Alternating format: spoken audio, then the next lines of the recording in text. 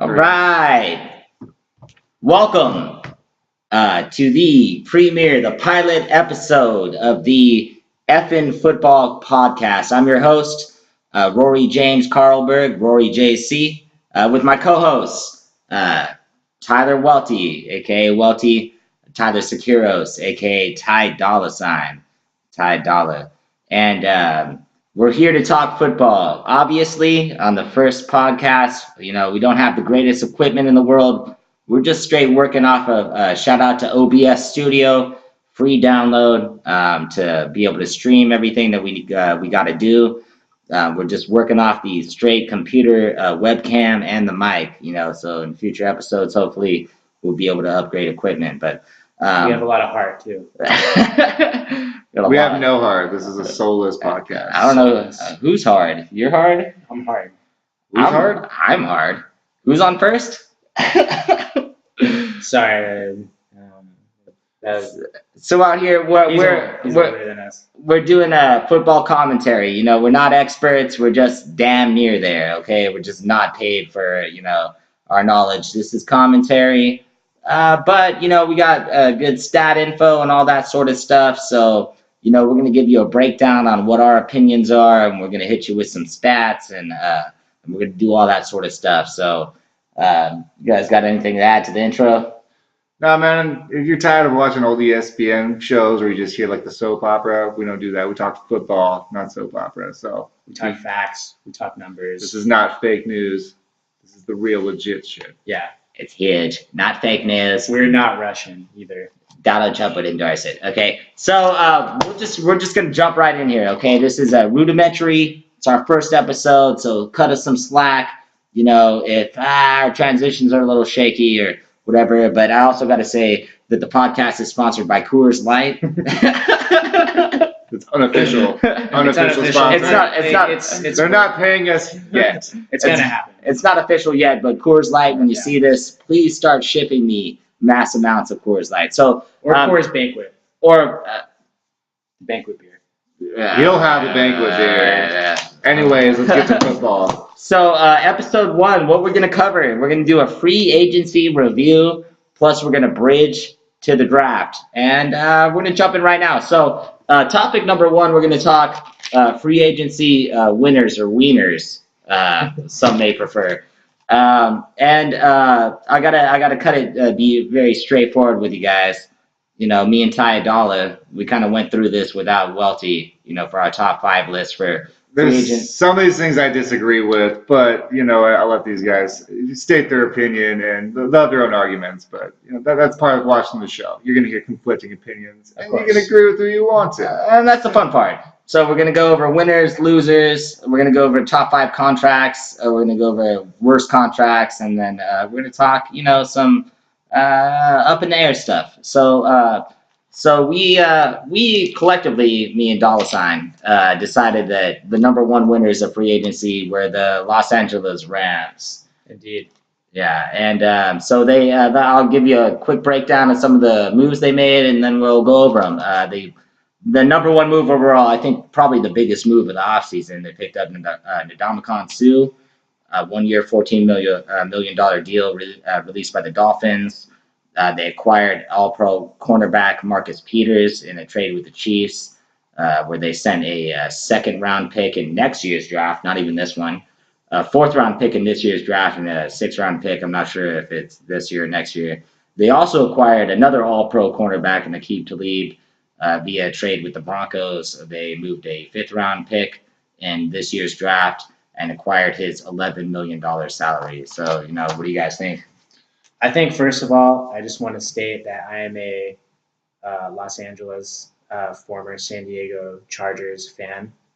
And these moves by the Rams specifically weakened the AFC West. So I'm all for it, and I really appreciate the Rams for doing this. Marcus Peters is still on his rookie contract, so that looks really good for the Rams. They don't have to pay him that much. It's going to be explosive. It's going to be entertaining.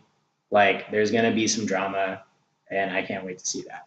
I think it's just a very much an LA kind of move. Let's go out there. We're going to make a big splash. We're going to grab the biggest names we can. And they actually picked up guys that they needed. They needed defensive backs. It's a high-scoring offense, and they're going to be facing teams that need to throw the ball against them to keep up with them. So what do? They get guys to attack the quarterback, and they got corners on the outside that can shut down. How long that goes for the future, you got a lot of conflicting personalities here. Keep to leave and Dominican Sue, maybe it's beautiful. Maybe that brings the tenacity of the team. Maybe it kind of splits the locker room up. Sue kind of has a reputation for making the team a little shaky. So it's just the chemistry that I'm worried about. That's what, you got a lot of new guys in the locker room. You got to see how it all works out. But on paper, it's golden. I'm really worried about Sam Bradford and Russell Wilson in particular. I think it's a very good point. I don't know if we've ever had a quarterback tear two ACLs on the same play, but I think that's in play for Sam Bradford. I think the Rams are going all in right now, man. And I think Welty brought this up the other day when we weren't podcasting, and he was talking about utilizing that rookie quarterback contract that Goff is still on, and that's they're really utilizing that money well. They're building a strong defense, even stronger, and it's going to be tenacious. Their one big gap on their defense is their linebackers. Apparently, I'm not a Rams expert, but I know that they need to. But we got the draft coming up. But it seems like they're trying to move that number one, their first round pick, the number 23 overall. They're looking to jet that out via trade possibly, and we'll talk about some of those possibilities going forward. I would say you still got the OBJ thing floating out there too. You don't know. They're talking about it. I don't think it's going to happen, but who knows whether or not we'll talk about OBJ, but we will later. But I think overall, what you guys feel like, I would give the Rams an A+ grade for the free agency. Definitely on star power, they get an A+. If everything goes right on paper, it should work out. They should be easily favorites in the NFC West and favorites in the NFC just overall. I'm going to give them an A-. I do think Sue and Talib are past their prime. I think they've kind of moved on. They do have the star power, and they still got a lot left in the tank, but I don't think they're going to be as dominating as they were, maybe 1 or 2 years ago. So we'll see how it all works out, but it's going to be exciting to watch, and that's a lot of star power for an LA team. It's going to bring a lot of fans to the stands, which when you get a new city, that's what you need to do.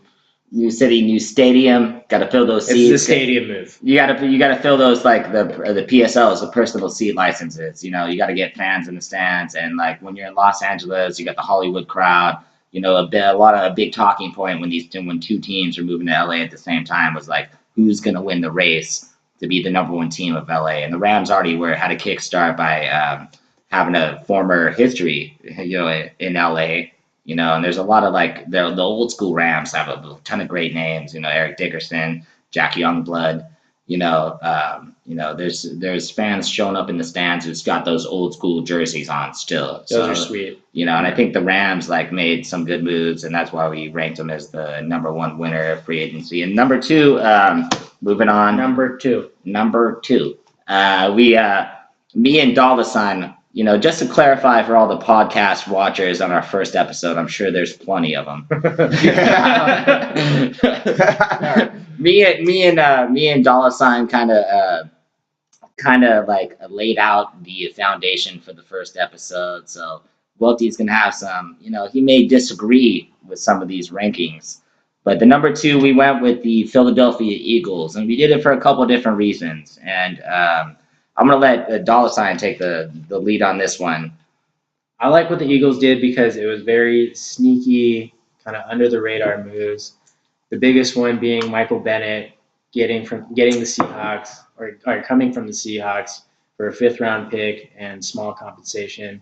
Obviously, we know what's happened recently with Michael Bennett. But I have. Clarify. Well, let's talk about this. Is a podcast. Let's talk about that for a second. It's crazy, right? I think this is one of the dumbest things I've ever seen. Did you see the video? There is no video. There is a video. There's a video. Michael Bennett's sister has a video of when she fucking ratted him out. Yeah. So here's the situation. Let me clarify. So Martellus Bennett's playing the Super Bowl, last year's Super Bowl, Patriots versus Falcons. I think it was in Houston. Houston, where they're both from. Yeah, and Michael Bennett is in the stands with his older sister, and the Patriots come with the the most epic comeback of all time in any sport ever. Like the most epic fucking comeback ever, in my opinion. 28-3, like, are you fucking kidding me? In the Super Bowl. That's probably would be that Super Bowl. First Super Bowl to ever go into overtime. Like, fucking, like, are you fucking kidding me? Craziness. And like, so they're rushing the field, and you can see on the video, it's a cell phone video, but his sister happens to have the cell phone video going all the way from the stands to the field. And I did not see Michael Bennett push any old woman down onto the ground. I did not see it. Hey man, we'll see what happens in court. I don't know what happened. You don't know what happened. If it works out, that's going to be a great pickup. It's already a strong defense, and he's just going to make it more tenacious. Honestly, that guy brings an attitude to the defense that's contagious. He makes other players better around him. The defensive line is sick. He's just going to make it even sicker. They got Haloti Ngata on a 1 year. Before we move on to Ngata, one more thing I want to say about Michael Bennett. What's up? I love how he wears the smallest shoulder pads in the entire league. He doesn't even have shoulder pads. He makes himself look super small. It's so fun. Sorry, I'll move on, Dolla. They signed Haloti Ngata, 1 year, $2.5 million. This guy is a beast. I mean, if he does nothing else, he's going to plug the middle of the line. He's going to stop the run just by himself. He's big as shit. This guy is one of the best interior linemen in the NFL the whole time he's been in the NFL. And they don't depend on him. They're not going to need to. Yeah, of our generation, I feel like Haloti Ngata is like the best nose tackle of our time. And I was surprised because I didn't write his age down. What is he? He's probably like 33, 34 or something. Yeah, I mean, he's up there. But you can see defensive linemen tend to be able to play a little bit longer than a lot of those other positions. That's weird. But longer than, like, yeah. Isn't that strange with all the contact? He's not an edge rusher. He doesn't depend on speed. You know, he's got size. He's always going to have size. So playing nose tackle is probably less taxing. How old is he? We'll look it up. One thing I like about Haloti Ngata is, like, also you get the Super Bowl pedigree with that guy, you know. Sometimes, you know, when it comes to a defense and, like, you know, it's all about mindset. I feel like for the defense especially, when you got a guy who played with Ray Lewis and some of the most epic, you know, defensive, like, rosters possible, you know, it's a great thing for the locker room. Yeah, I mean, it's an influence, and that's what you want. You want Super Bowl influence, not that they don't have it. Not that he's moving to a Super Bowl team, but yeah, that's true. Like, that's a bad. Maybe that wasn't the best ad by me. But, like, you might as well add another Super Bowl player to the fucking roster. He's going to maintain that kind of thing in the locker room. You know, you're not going to bring in guys that are going to poison your locker room. I bet that dude takes fat shits. I bet. That's an important football, though, you know. It's important. I don't know what the Hawaiian food scene is in Philadelphia, but I'm sure you can find something. I wonder if he weighs in and then he poops and then weighs in again. I want to know the difference. What's that gap? If he was a UFC fighter, I feel like he'd have to, like, take a couple poops before he could, like, make weight. Like, probably 4 poops. You know, like, most of them have to cut weight, but I feel like if he just took a fat shit in the bathroom, like, then he'd be, like, there. He's like, he'd go from, like a super heavyweight to, like, a middleweight. You know that saying, I feel 10 pounds lighter? Yeah. That was him. Yeah. Like, literally. But he said that. 10 pounds lighter. Yeah. I mean, I feel like Haloti Ngata is, like, a different language for big shit. Like, oh, Haloti Ngata. That's big shit. Big shit. Well, you know, alligators are horny because they're Abdullah Ngata. Oh. You said they're horny or they're ornery? Either or. Either way. Hey, fuck you, Colonel Sanders. Colonel Sanders. And we also another couple pickups for the Eagles. They added Mike Wallace, who basically takes who's the receiver that was Smith. Torrey Smith. Torrey Smith's spot in that offense. Their offense was very effective. Mike Wallace, it's been a lot of years since he was like a real fucking heavy hitter when it came to like as a deep threat. But you know, I feel like a veteran like him going to a Super Bowl team with such a great structure, like he's gonna feel that. Carson Wentz has an arm. You can get him that ball down the field. They have the RPO offense. It's gonna suck in those safeties, and if you get deep behind them, those are some big plays. Those are big plays, and they're worth touchdowns. That's what you're looking for in football, obviously.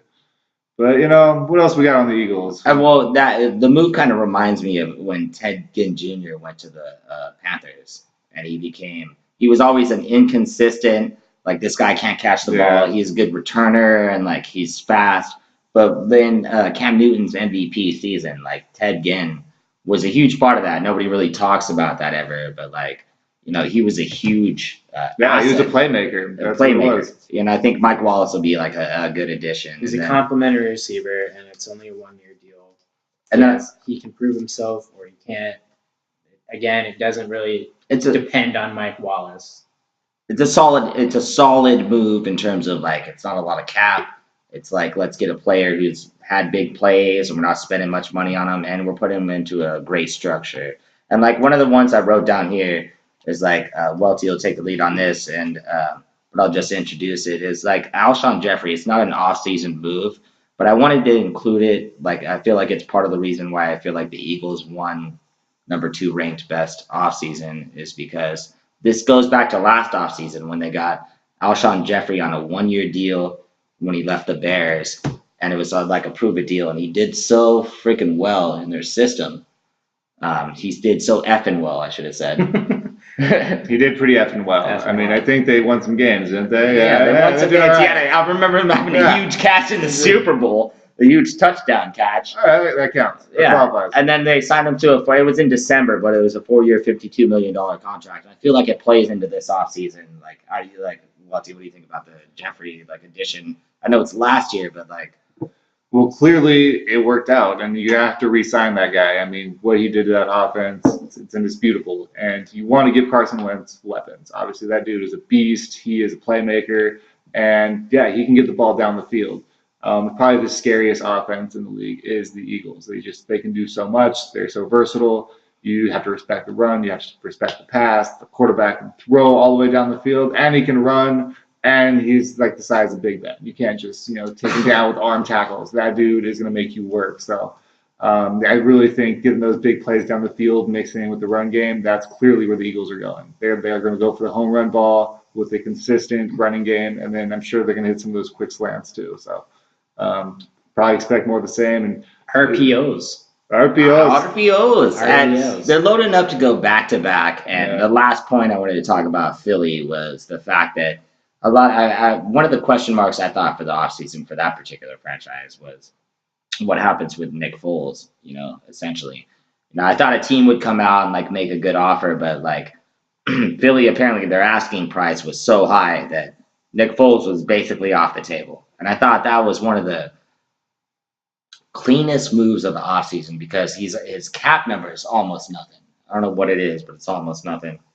They have him for 1 more year under contract. Wentz is still coming back from injury.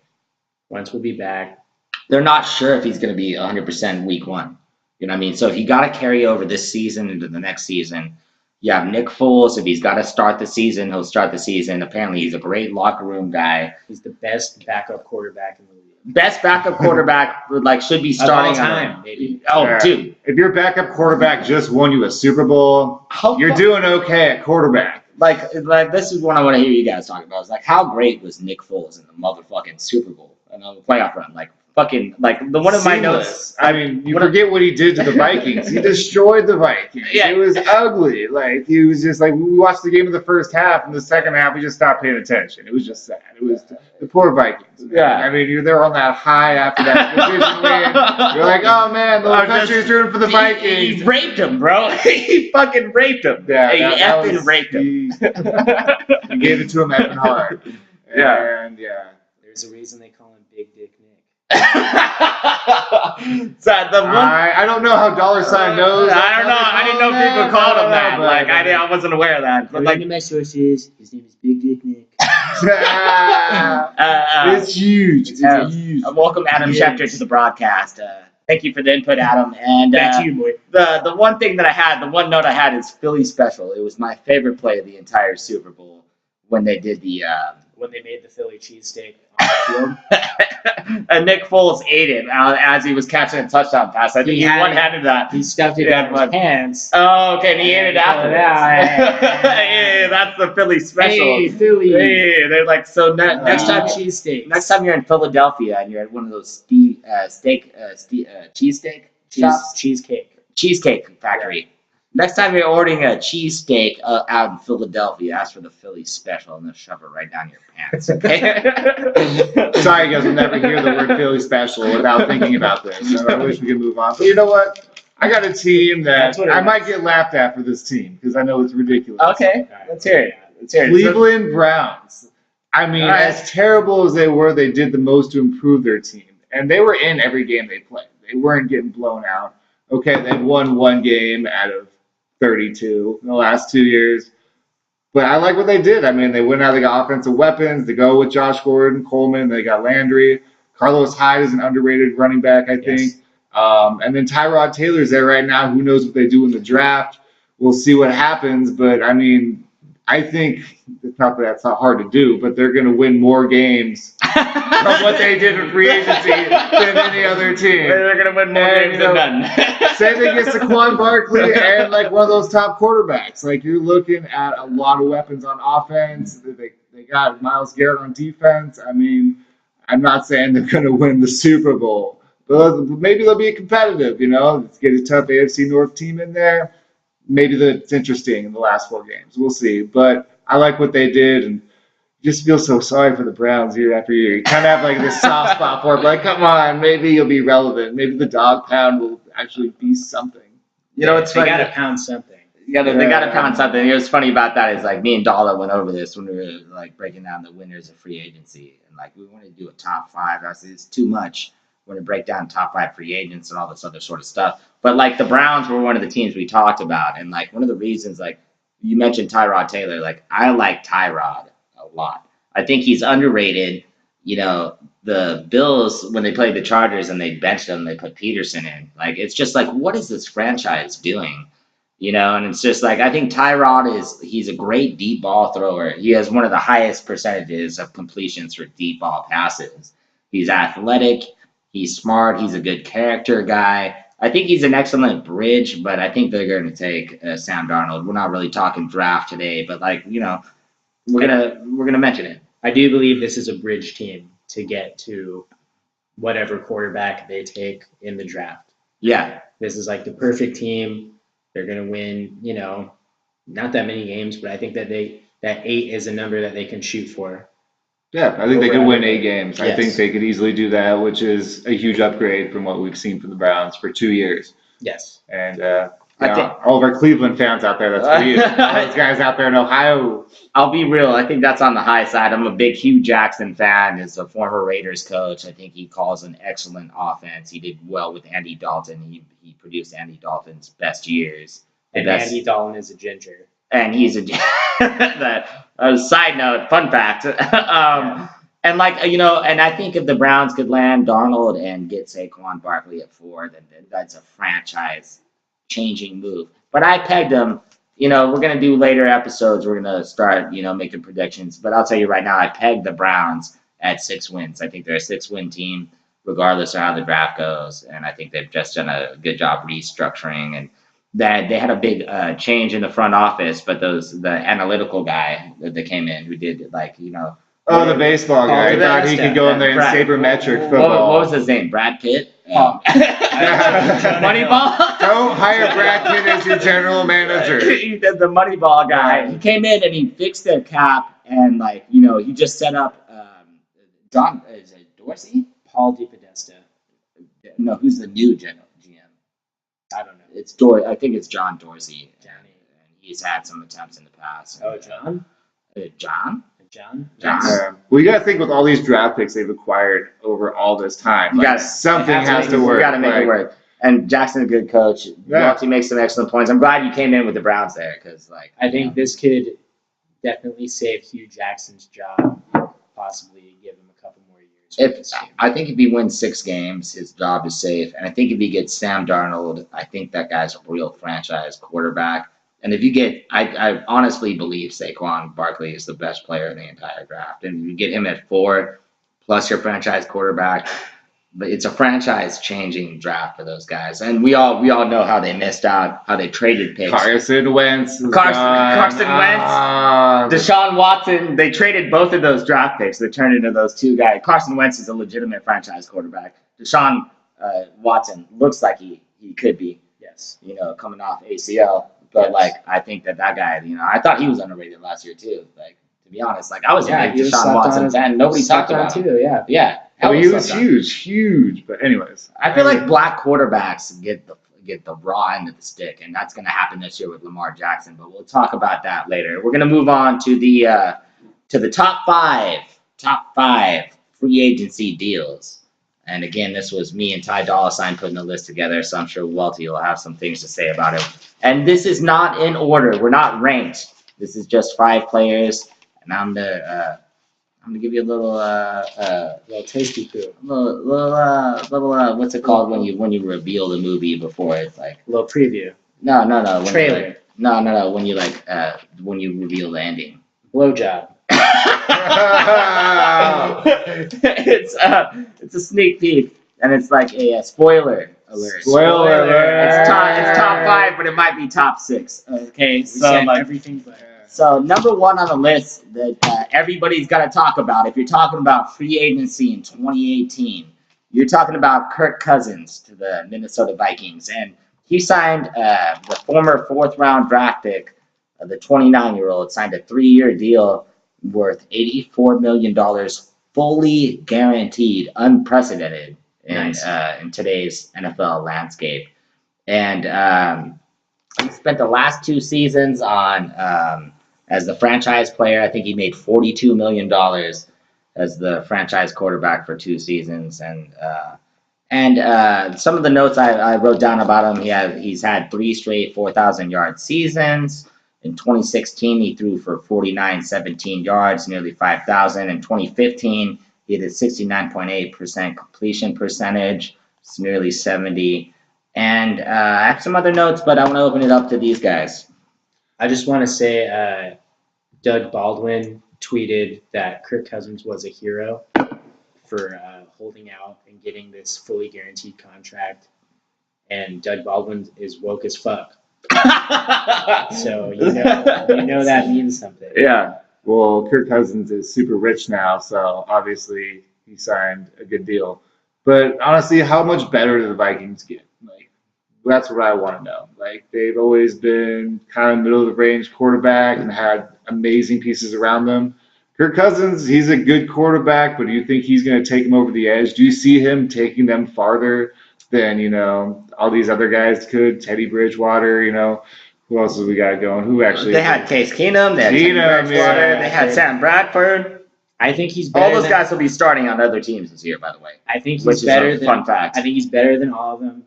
He's younger than them, except for Bridgewater, and they're gonna have him for the prime of his career. And they have weapons around him. They're gonna have Dalvin Cook back, set the running game. They still have that great defense, and the division is not that great outside of Green Bay. Yeah, I think that this is a great move for the Vikings. I think getting that running game set up should be priority because that's going to open up so much more for that guy. Because him doing it by himself in Washington for all these years, obviously, is not winning them games. That's not how that's going to be done. And that's what I want to touch on that. But I wanted to keep it positive still. And I want to say, you like that?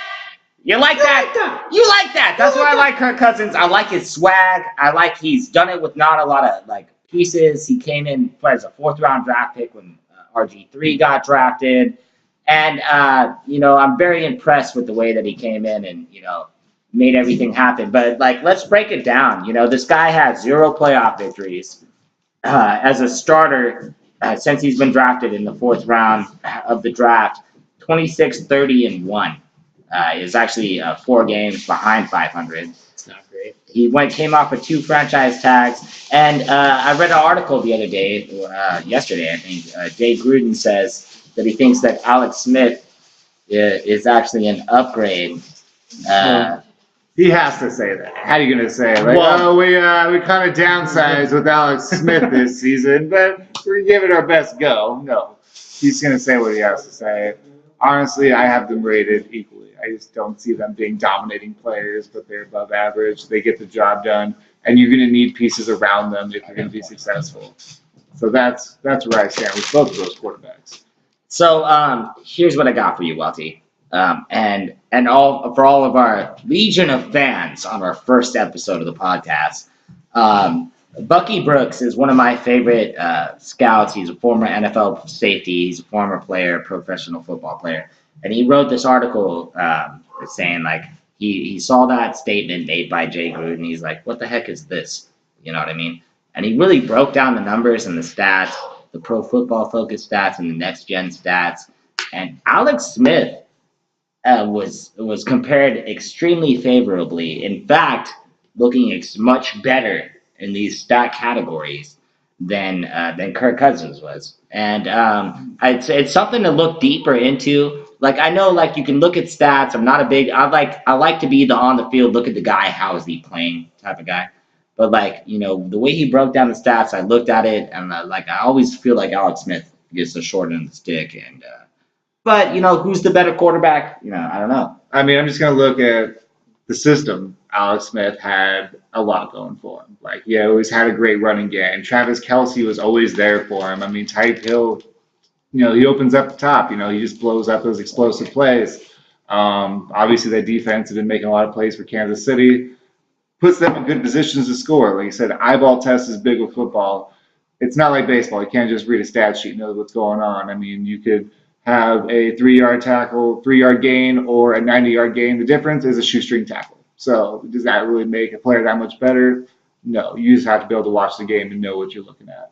But yeah, in my opinion, maybe Alex Smith has more mobility. I think he has more experience in tough games and more experience winning games. So I think that might give Alex Smith the edge. As far as a pure pocket passer, that's going to Kirk Cousins. I think he can drop back. He has that pocket presence. He can accurately get the ball down the field to those receivers. I think he's a great fit for Vikings. But I don't know how much better they're going to be. I mean, they had good quarterback play last year. It wasn't great, but they definitely got the job done, clearly. But I think you're right on that one, Welty. I think that, like, even if it's a slight upgrade, when you're borderline Super Bowl contenders, I think Kirk Cousins can put him over the top. And one of the things Dolla was telling me about was, like, the fact that Kirk Cousins really changed the precedent with the contract that he signed. It's the richest quarterback contract in NFL history. In terms of guaranteed money. In terms of guaranteed money, he gets all of that $84 million and then some incentives, and it's gonna set the pace for every quarterback deal done after this. I think Matt Ryan is looking to sign like an $89 million guaranteed contract. He's already talking to the Falcons and the agents about it. Well, not just quarterbacks. You're talking about guys like Odell Beckham Jr. who needs a new deal. I think it starts with the quarterbacks and then it can trickle down. But this is the most insurable position in the NFL. And we saw it with the Trumaine Johnson contract, which we'll talk about later. But that guy, it wasn't 100% fully guaranteed.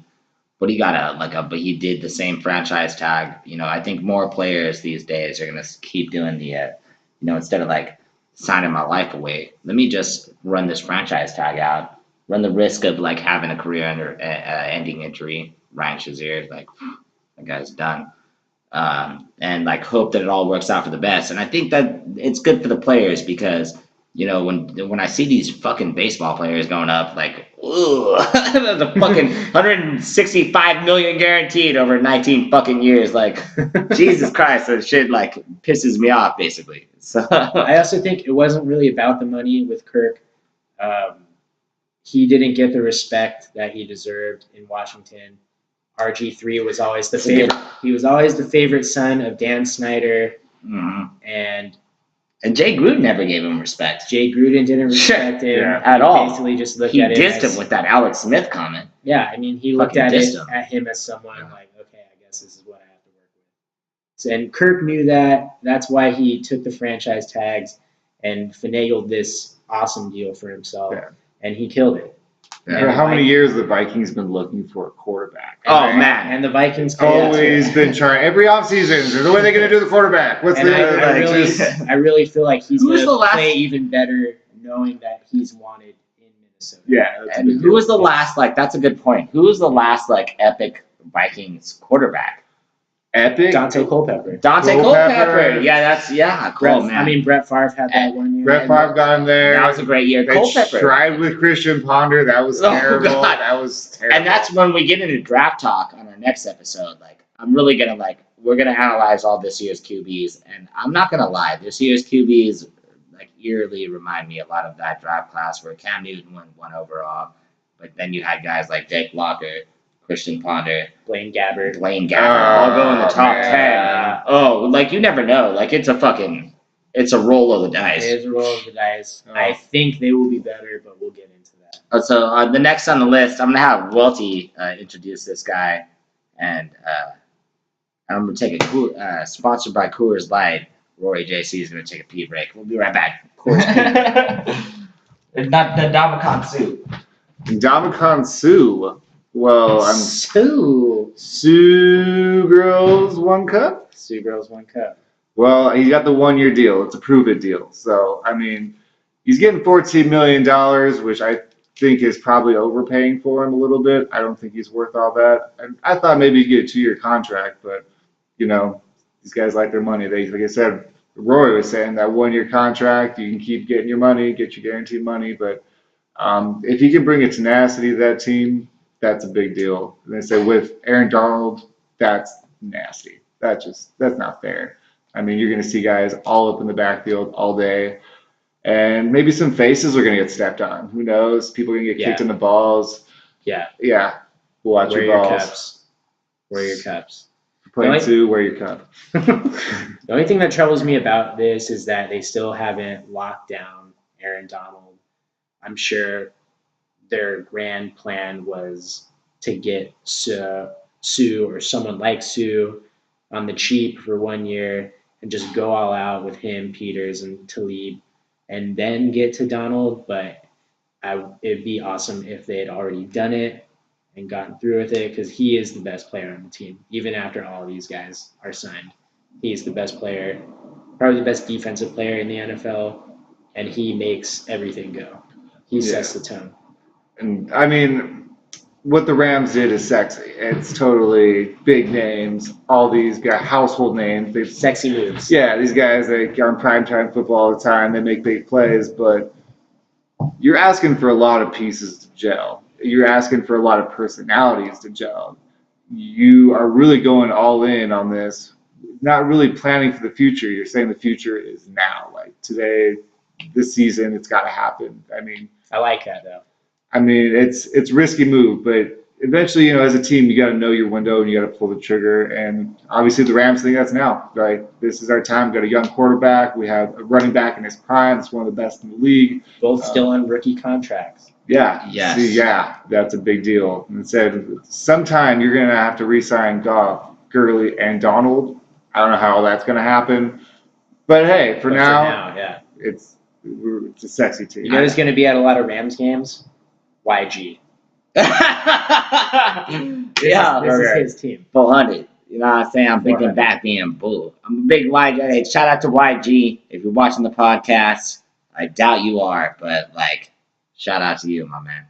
He's got the bitty back bracket. That's one of my favorite rappers out here. I'll tell you this much too. Like, shout out to Coors Light.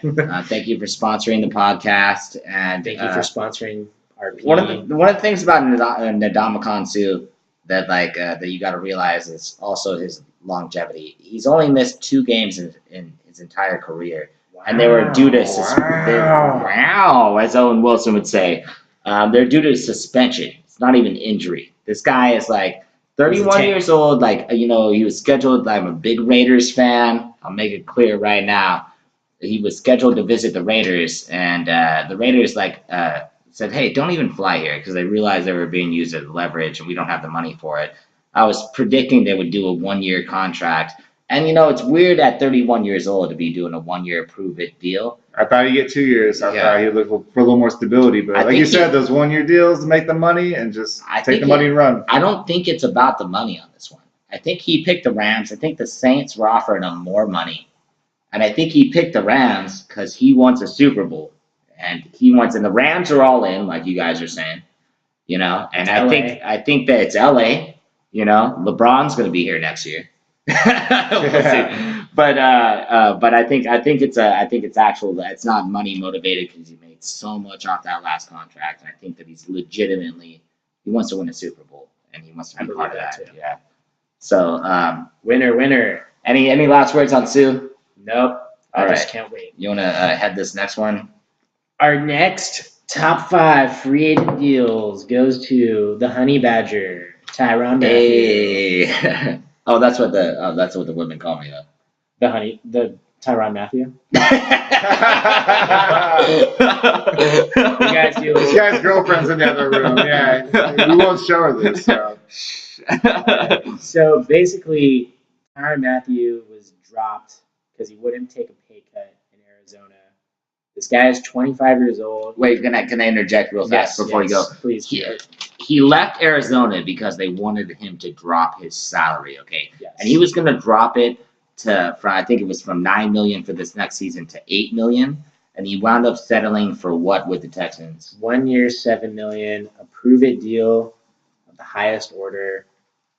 He's going to go to a team that, J.J. Watt is pretty banged up the last 2 years, but he's still J.J. Watt. Yeah. You have guys like Jonathan Joseph at cornerback. Who else? You got Jadeveon Clowney. There's a lot of pieces on that. They have a good secondary. They're well coached. The Texans are one of those teams, but it seems like no matter what garbage quarterback they march out there, they'll beat the Raiders in the fucking playoff game anyways. If we march a garbage quarterback out, we can't exist. But they'll go out there and they'll make it happen. I think the craziest thing I saw is that he's only 25 years old still. It feels like he's been around forever. And he's been making plays in the NFL for years. He's so talented, and I just think the Cardinals let him get away. I was thinking the same thing when you said 25. That was one of the things when I was researching, for this podcast. I was like, oh, man, he's only 25.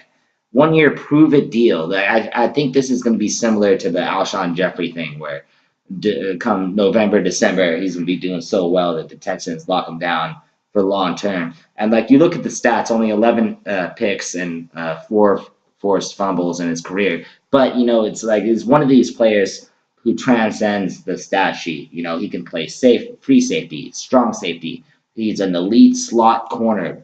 He'll play the slot. He can play all around the secondary. And I think there's a lot to say about bringing that swagger. Well, that's a guy that's always around the football. You ever watch a Cardinals game? He is in the frame every single time, making the big plays at the big moments. It's not like he's just, He's an instinctive player. Yeah, he's a football player. Yes. That's just the way to describe him. Yeah. And, he had his character issues coming out, but he locked down. He became a true professional. Honestly, he should have been drafted way higher than he was. Third round? Yeah, he went to the perfect spot, though, with Patrick Peterson. He had a good mentor. Oh, my God. He smoked marijuana. Okay? He did weed He one time. smoked the devil's lettuce. He did weed. I had a good friend who did weed one time. Yeah. We're not going to talk about Finn, but the Effin podcast is dedicated to Finn. Finn, we love you. Dedication. Rest in peace, my man. But as Welty was saying, the maturation process of that guy is that's the dream deal when a GM takes the risk on a player. Yeah. And they're like, well, let's see if it's a Vontaze Perfect. Only Perfect hasn't matured, but he's just so fucking stellar that you got to keep him on the roster. But Mathieu is there was a steal in the third round. Yeah, and he's going to make guys around him better. People are going to be inspired to play with him, and it's going to make the team better. I'm all about guys that make other people better. Wait, you're all about guys? Ooh. Hey, okay. You do make All it right. better. It's a steal for the Texans. I think Tyrann Mathieu is going to prove himself once again, and he's probably going to sign a huge deal after this. I'll say it now. I think we didn't order these top 5 free agent deals, but I would say this is my number 1 Tyrann Mathieu right here. I like it. I think safeties can be a little overrated. They can't impact the game like a lot of other positions can. They're not going to lock down a top wide receiver for you. And But when you're playing slot corner, you know what I mean? He is around the football a lot for his safety, and I would. That guy can cover Antonio Brown, bro. Ooh. The throwback Super Bowl. Remember that Super Bowl with the Steelers and the Cardinals? How great that Super Bowl was. Yeah. They weren't in that game. Yeah, I know, but just think about those two teams. That was such great. Larry Fitzgerald catches that ball up the middle and seems for a touchdown. And then Santonio Holmes catches that toe tip last minute. Oh my God, what a great Super Bowl. I was there. You were there? I was there in spirit. He was there. He was there in their underwear. Underwears. All right. Well, let's move on. We're moving on to the end of the list here, like Muhammad Wilkerson. So Green Bay. I like this deal a lot. At the beginning of free agency, I'll tell you guys this much, insider tip. If you're really into football and you like to follow free agency, you got to be into rotoworld.com, because when free agency starts every year, the first day of free agency, that shit's not on my phone until free agency starts, because it is up to the minute, up to the second. Who's signing, who's talking to who, and you see all the deals lay out right as they're going, and it's very exciting, especially if you have a team with cap space or something like that. One of the deals that really stuck out to me on day one of free agency was the Muhammad Wilkerson deal, and because you're getting a great defensive tackle for a 1 year, $5 million prove-it deal, and it's interesting because the Jets had this dominant defensive line where they had Sheldon Richardson, they had Muhammad Wilkerson, they had Damon Harrison, Snacks, and then they drafted who's that super stud from USC, like oh, Jamal. I don't know. That's not. no, I'm that thinking the wrong defensive guy. man, what's his name? Williams. Yeah, Williams. Oh, okay. Dang. That's why Leonard Williams. Leonard It's Williams. That's why I said we're not experts. And when I saw them draft him, I saw the transition. Like, they're going to transition out of these other guys. And everything fell apart. But that defensive line of those guys was so fucking nasty. And like, I feel like, just like with anything else in life, with football or sales jobs or things like that, like, people lose passion or whatever, things fall apart. Then that whole thing fell apart. Now you're getting a couple guys. Muhammad Wilkerson is on our top 5, and Sheldon Richardson is going to be, we're going to talk about him later, and they were part of the same line. And I like the Wilkerson deal. He has 44.5 career sacks, 2 seasons of double-digit sacks, and that's great coming from an interior lineman.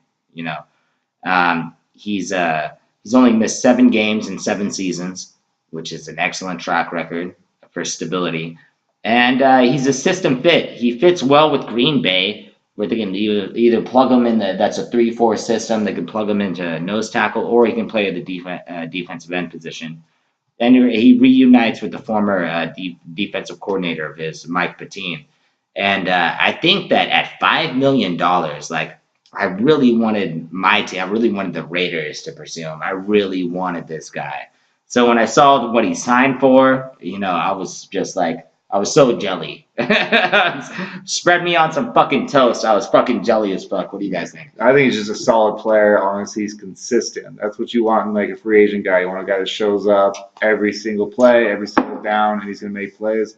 And I like the 1-year deal. They're not married to him. He is getting a little older. Maybe something happens with an injury, but you're not going to be stuck with a 3-year contract that's going to ruin your cap space for a quarter of the decade. If he does well, you can re-sign him. If he doesn't, you can move on. But I think the deal is perfect for both sides, honestly. And he's going to be a playmaker. They're going to have to, stop the run. They got Jordan Howard. They're going to have, Dalvin Cook. I think he's going to be an impact guy. And they're going to need somebody in the middle there to plug all that up. And, we're all going to see what the Packers do. They're going to be one of those guys that they're going to be better next year. Obviously, Aaron Rodgers will play more games, you think. And, they're going to be competitive, and more defensive players is only going to help them. The only thing I'm worried about is him living in Green Bay and being named Muhammad. I don't know if they're gonna dig that. Hopefully, he can have a big season, 10+ sacks. I hope he likes cheese. They'll probably love him after that. He probably takes huge shits too. To be honest, I think most of these guys. Yeah, well, like, specifically, who was the first guy that said takes huge shits? Haloti Ngata. Haloti Ngata takes the biggest shits in the NFL. I guarantee it. I can guarantee it. I think so. He spends a lot of time around baby-sized shits. Like, a whole baby, like when we said he lost 10 pounds, he lost 10 pounds. Yes, newborn baby. Muhammad Wilkerson, and that's funny. That's a funny thing that you said, because, I was like, I'm, like I said many times, big Raider fan. Somebody we're going to talk about later, Jordy Nelson joined the team, and you hear the interviews, and I'm like, it's interesting to hear the player's perspective when he's talking about Green Bay. Like, the thing about Green Bay is all about football. Because fucking for the players, there's literally nothing else. Look, Look go to at TJ on Fridays. Like, there's no club, there's no partying, nobody's going out and doing coke. Like, there's no coke dealers, there's no marijuana, there's fucking nothing but cheese and a fucking football field. You know what I mean? Like, that's fucking it. You want a team that's all about football, though. That's what you want. You want guys that are there, and like that's the focus. There's no distractions. You guys not gonna get cut out on South Beach on a Saturday night before the game. You know, they're gonna be focused, and that's gonna be a great place for a guy like that. I think that's why it's a perfect fit, man. What you're saying right now. All right, it's my turn to take a piss. Sponsored by Coors Light. This pee is brought to you by Coors Light. Coors Light, sponsored. Yeah, it's like water, but Coors Light. It's like water. Yeah. It's like beer, but no hangover. we appreciate your support. So we'll move on as we take another pee break here. But we're gonna move on to our number 5, and again, they're not ranked, but on our list It's the 5th one. It's the 5th one, but bonus. It's the 6th one also. Okay, so we did a 5, 6. I can't wait till I have like audio like things I can put in here. Yeah. So we do for our 5 slot, we were torn against 2 running backs. Like it's too hard to slot them. We like both sides. We like different things about both of them. So what we did for number 5, Cleveland signed Carlos Hyde to a 3-year, $15 million deal. Tennessee signed Dion Lewis to a 4-year, $19.8 million deal. 2-for-1 special. It's a 2-for-1. Man. Farmers market. It's an Eiffel Tower. It's an Eiffel Tower. It's a great, like, I like both these moves. I like what Cleveland's doing. I feel like they're carelessly spending money. Like, Welty really liked a lot of their free agency sort of stuff, and I get where he's coming from. I like Jarvis Landry a lot. Really was hoping that the Raiders would trade for him. But I also saw some of their other moves, and like the contracts and the numbers, it just didn't add up. We did a free agency who won it, but if we did teams who lost it, I actually would have put the Browns on the loss list just because some of the contracts that they're committing money to some lower end players just didn't make sense. But they did make a couple moves that I like, and the Carlos Hyde is one of the moves, especially considering when I compare it to what the Niners did in their free agency. It's pouring out a ton of money. We'll talk about it in the next section. But I like the Carlos Hyde deal. But the thing about this guy, when he's healthy, he's awesome. He's a former second round pick? Second round pick. He's a bruising running back. He's going to run the rock. And that's kind of all they need from him. They don't need anything super special. 3 years, $15 million. That's not horrible. He's a proven workhorse running back. You can give him the ball 25 plus times a game. And then get to Dion Lewis, and he signs a 4-year, $19.8 million contract with Tennessee. He's going to be a great compliment to Derrick Henry. They moved away from DeMarco Murray. Age. I thought DeMarco Murray played great 2 seasons ago with Tennessee. Who had him on his fantasy team? He was great for Rory's fantasy team. Awesome. One of my best picks. But clearly they're moving towards the Derrick Henry future, and they're going to have Lewis to complement him. And I think it's going to be awesome. I think it's going to be great for Marcus Mariota as well. He can run out the backfield, catch the ball, run complex routes, very versatile, and it's going to be a great benefit for the Titans. I think that they really won with getting Dion Lewis. I'm not gonna lie about this one. I try to do as much research as possible, but this was one of the points where that, like, in the back of my head, I was like, let me research this because I know it's important. But with Dion Lewis, I know the Tennessee Titans hired a new offensive coordinator. I can't say who it is because off the top of my head, I don't know who it is. But what I know it is the ghost of Steve McNair. It's the ghost of Steve. Oh, fuck.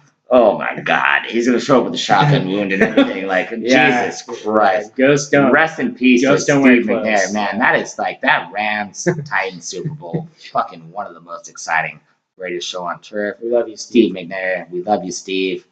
Shout out to Steve's family if they happen to watch the podcast. Nothing but love. What a fucking amazing player! Like, and he went to what was it, Akron? Alcorn, like was the Division II. Alshon State. He went to Alshon Jeffrey University. Yeah. With the new offensive coordinator, apparently it's not going to be the smash mouth sort of like exotic smash mouth. Hey now, I think it's ironic because mouth smash mouth. It's ironic because with Deion Lewis, I feel like it will be exotic smash mouth. Yeah, it'll be a lot more exotic, because they can do exotic things with him, like throw him the ball, Yeah, exactly. And that's the difference. So the new offense, you're gonna get a lot of Derrick Henry up the middle, or in the back end if you like it that way, and also you're gonna get a lot of Deion Lewis on the side. Man, this guy's gonna catch passes. He did everything for the Patriots. He can return kicks. Bill Belichick didn't want to lose this guy. They just didn't have the cap for it. You know what I mean? They knew he was going to get a bigger contract. I thought it was a surprise move to me. I thought a lot of other teams would have swooped in and got Deion Lewis. I thought he would have been a great get for like a team like the Jets. Who's been needing running backs. So he's an excellent. He's going to be a complementary piece, which I think is perfect for him. He could be a primary back somewhere, but I think he's best suited as a complementary piece. And I big kudos. I like the Deion Lewis move. We both ranked him here at on the 5th one, but I like the Lewis move more than the Hyde. Yes. But I like them both. Yes. And we're gonna. I don't understand this though. You got Hyde is going to be your feature back, while you have Lewis higher. I almost guarantee you Hyde will have more yards and more touchdowns than Lewis will. Well, we're not playing fantasy football right now. Yeah, I think he's going to have a bigger impact on the offense. And I don't think that Hyde, to be honest with you, I don't think that Hyde will have more touchdowns. I think Lewis will have more touchdowns. And they're going to get near the goal line. They're going to fake it to fucking Derrick Henry. And then to play action pass it. Marcus Mariota's going to run it in. Or he's going to toss it off to Deion Lewis, who's out here fucking wide open. PPR. Deion Lewis is not a touchdown guy, that's for sure. He got vultured by Rex Burkhead. He got vultured all season. I picked him up mid-year last year in fantasy football. Great and he's one of my I was the strongest team for the last 8 games. I was the strongest team. Didn't make the playoffs. You guys will learn all about this later. Didn't make the playoffs. Nobody cares about your fantasy team. But Deion Lewis is going to be a compliment. All right. It's not a bad signing, but I would not name it the top 5. This guy takes a piss and comes back like a rock star. Well, yeah, like a rock star. I'm taking peas and talking shit and acting like a rock star. Anyways, I got Pouncey over Lewis as higher rated. As okay, so this is a good one. I put Welty in charge of doing honorable mention. And, I think he's honorably better than Deion Lewis. No. He's maybe better than Carlos Hyde, not better than Deion Lewis. Sorry, Pouncey was a good move. I like the Pouncey move. How old is he? I don't know. He's going to be like 28. He's 30. No, he is 28. He's 35. He's 62. He's 28. Anyways, he's younger than Donta and he's younger than Sue. 17 and he's tenacious. And he's got 2 young offensive linemen next to him that he's just going to make them nasty too. That's going to be a great up front for Phillip Rivers and the running game from Melvin Gordon. It's an upgrade over Slauson, who was injured most of the time anyways. Yeah. He was a guard, really. Yeah, he wasn't even a natural center. A real center. Yeah. I love the Pouncey deal, man. It's a great fit for that team. It solidifies the middle. The running game is going to be better. The passing game will be better. I fucking hate He's going to have way more impact than Deion Lewis will on the Titans. I don't agree with that at all. I fucking hate the Chargers, but I love the He loves Lewis because he was on his fantasy team. I love the fantasy team bias right here. No, dude, Rory, like you just JC. All right. Rory, Jesus Christ. I don't know, whatever Jesus that means. Christ, motherfucker. I'll let your boy. My name's Rory. You can follow me on Instagram. Jesus Christ. Deion Lewis is not that. He is not going to be a game changer. Pouncey, another epic shitter. I don't know. Like, what is his ethnicity? The Pouncey family, are they Islanders or? I think they're black. Are they just straight black or? I don't know. They're not gay black. But I don't know. Oh, actually, I don't know. Remember, he's a twin, so they probably shit at the same time. Oh yeah, one sound. Yeah. 2 shits. One drop. What was that from? That's a funny reference. We'll figure it out later. All right, guys. Let's move on to the next. Obviously, we're getting loose with it over here. Loose with it. If you guys aren't getting loose, I don't know what the fuck you're doing. Rory is super loose. Yeah, well, not in the butthole, but in the terms of my personality and the way I entertain. Rory's looseness brought to you by Coors Light. Brought to you by Coors Light. Anyways, let's get to the worst. Another Coors Light. You can't even find the camera. You can't even find the logo. Coors Light, sponsored by Coors Light. So guys, we're gonna Worst free agent signings. Top 5 worst free agent signings. Spoiler alert, there may be a 6th. And these are not ranked in order, but we're going to start it off with, and again, for this one, before I drop the one, it's not for this particular player about, like, who the player is and, like, his skills and abilities. It's just, I feel like this is a terrible contract. And I'm going to go with number 1 and a terrible team move. Denver Broncos signed Case Keenum to a 2-year, $36 million. $36. That would have been a steal. Yeah, that would have been one of the top 5. They signed an undrafted 30-year-old to a $36 million contract over 2 years. Okay, this guy has 38 career starts. He's 30 years old. He has 38 career starts. He's played for 3 teams. This will be his 4th. His overall record as a starter is 20-18. In 2017, on the positive, he had a great year last year with the Vikings. He had the moment of the year, in my opinion, when he threw that touchdown against Drew Brees. Saints. Oh, that was a football movie of 2017. That was by far the most play. epic play. We all watched it in this living room. Were you here? No, I was not here. Skull. Most That's of all I us gotta were say. We all learned what skull meant that day. Oh my God. Skull. What a fucking play. That was the play of the year. I was so excited. I haven't been as excited for a non-Raider play the entire season. That's going to be it for his career. That's it. That was the pinnacle. Point. That was as cool as Case Keenum is ever going to get in his life. Let me lay out After that, let me lay out the 2017 stats. It was a great year for a quarterback. He had 35,047 yards. His ratio was 35,000. 33,000.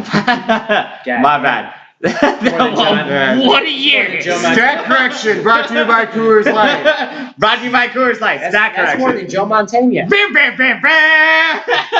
So he had 3,547 yards, 22 touchdowns with 7 picks, 67.6 sacks.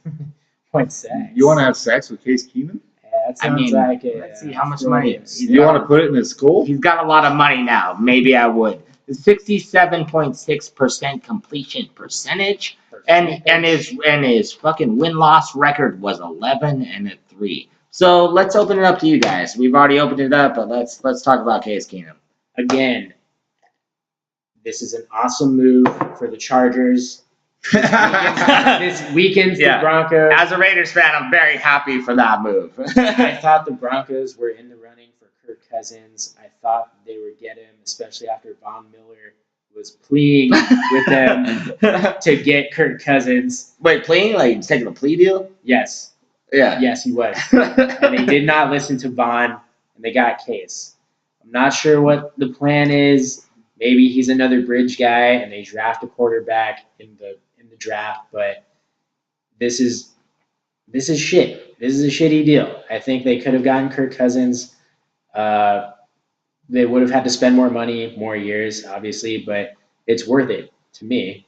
I think he's a better player, and I just think that they're settling for Case Keenum. I thought that Elway was going to go all out for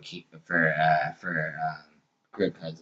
I thought he was gonna load up the Brinks truck. No. That's what I thought was gonna happen. What Case Keenum is this year is what Mike Lennon was last year. Just vastly overpaid, and he's probably not going to play. I almost am positive the Broncos are going to try to grab a quarterback. They're going to get somebody. Well, they're at number 5, right? They're at number 5. They're going to be there. I mean, unless Saquon Barkley falls out of the top 5. Yeah, but who do they get? Welty, if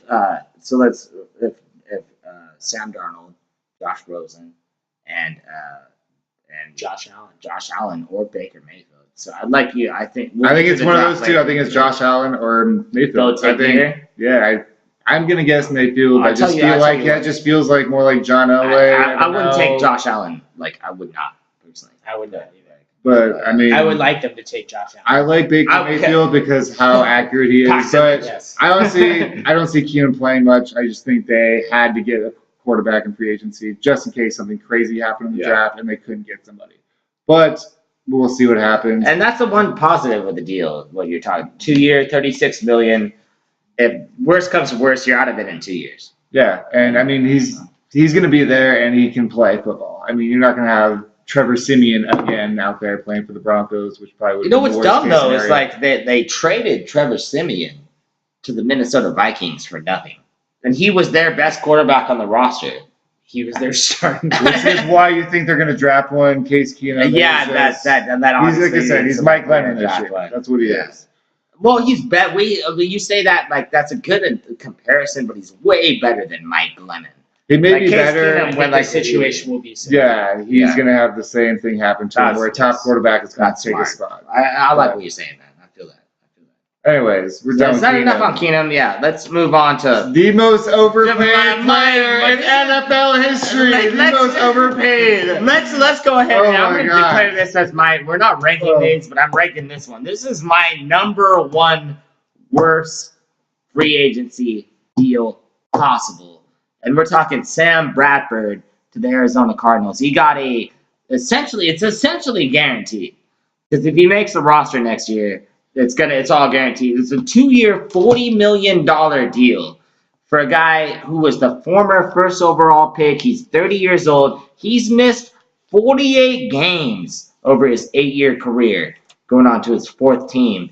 His TD to interception ratio is 101 to 57. He did have a very good 2016 campaign with the Philadelphia Eagles. With the That that had was to be it. Vikings. That was Vikings. That Is was the right? Vikings? Yeah. Jesus No, Christ, maybe it was who the knows? Eagles.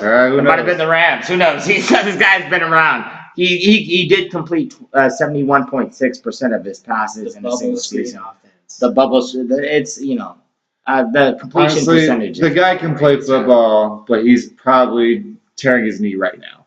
And Yeah. if he's not today, probably tomorrow. He's probably tearing up hearing us talk about it right now. He's probably like one of those prisoners who's getting that tear tattoo. Aaron Donald. I don't think he cares. That guy is a bajillionaire. He's one of the top paid NFL players He's the last. for number- doing nothing. He's the last number one pick to sign the mega deal for getting Yeah. drafted number 1 before they moved to the rookie scale.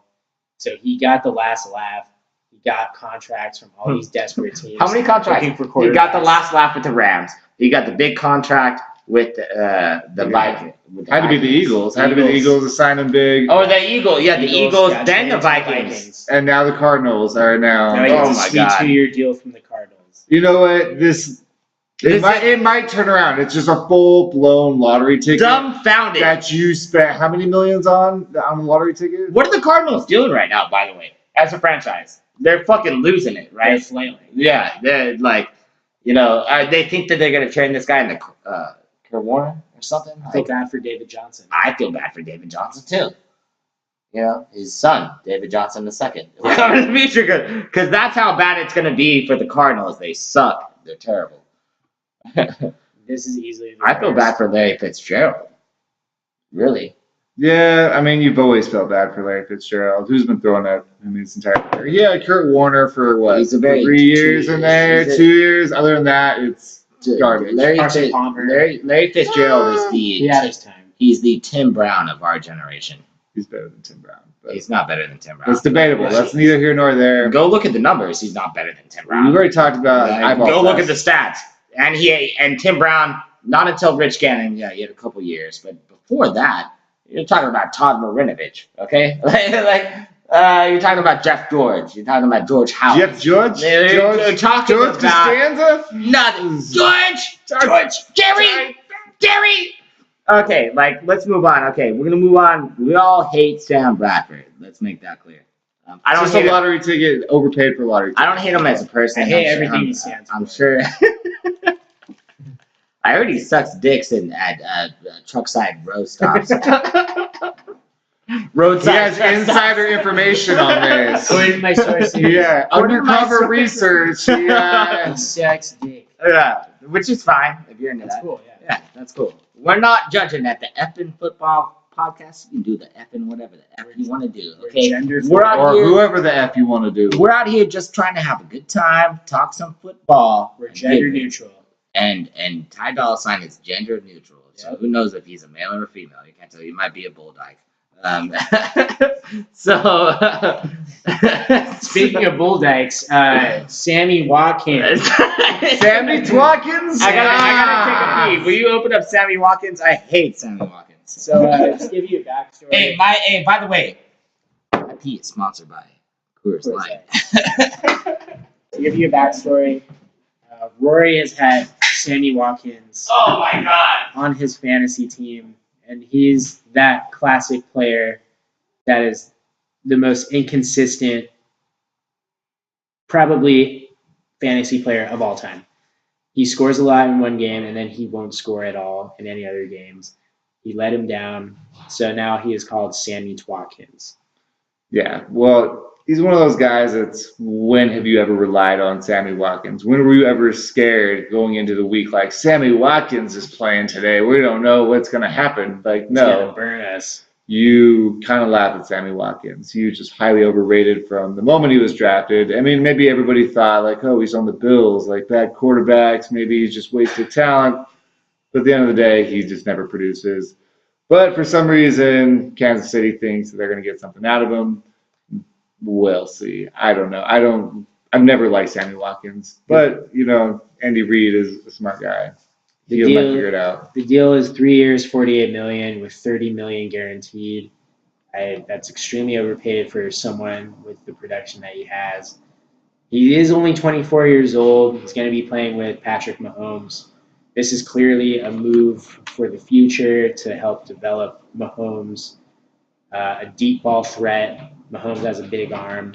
It could work out, but I highly doubt it. And Sammy Watkins has missed a lot of games in his career. He's not going to be worth it. He's not worth that money. Honestly, He's not. His age is the saving grace, but that's about it. but, we'll see what what is that happens. age? Maybe Andy 25? Reid knows more than we do. I doubt Andy Reid knows more about football than us, but He came out of Clemson. I remember when Sammy Watkins was coming out of the draft. I really wanted him, but the Raiders made a good move and we picked Khalil Mack. There was a lot of great players picked around him. Yes. Mike Evans came. Odell Beckham Jr. No, that was the year before. Oh, okay. I might be thinking of the wrong draft. But Sammy Watkins, Johnny Manziel. I'll tell you what, as Ty Dolla $ign said, I fucking hate that guy. Screwed my fantasy team. I've told you He's many still times. inconsistent. Jack Fox took him. So, Ro, what do you think about Sammy Watkins? I'll tell you what, okay? I think he's a good pick. He might give one touchdown out of every 15 games he plays. This guy is, he's a hit or miss home run hitter. Like, he's the guy that, if this was baseball, he's the guy who swings for the fences and, strikes out most of the time. But every once in a while, he's got skill and talent, man. The guy is good. He's athletically gifted, but he's just not, I just think, the money for $30 million guaranteed on this $48 million contract. It's just, but I get where to a certain extent I get where the Chiefs are coming from. They got Patrick Mahomes. They're trying to bring up the young quarterback. They need to give him something. You gotta let that thing go. They gotta let the thing go. Yeah, and maybe he's young. Maybe Watkins will finally learn how to play wide receiver. Over the last 2 years, in 2017 he caught 39 balls. In 2016 he caught 28 receptions. That's all I got to say. It sounds like my. He's making $1 million a reception in this point. This JV football. This guy can't. All right, so should we move on to the next one? Yeah. All right. So Sammy Watkins sucks at football.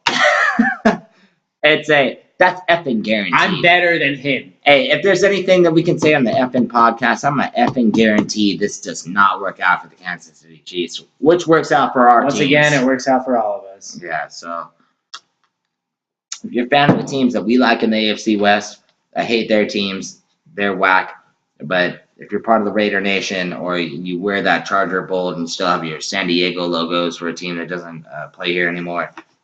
By the way, we're podcasting out of San Diego, California, and I love it. I'm from Northern California myself, Sonoma County, Santa Rosa, born and raised. But We're out of San Diego, California right now, and I gotta show love to all my San Diegans out here. So we're gonna move on to the next of our worst 5 contracts. Jerick McKinnon. I mean, do I gotta say anything? Do I even have to fucking? Jerick fucking McKinnon.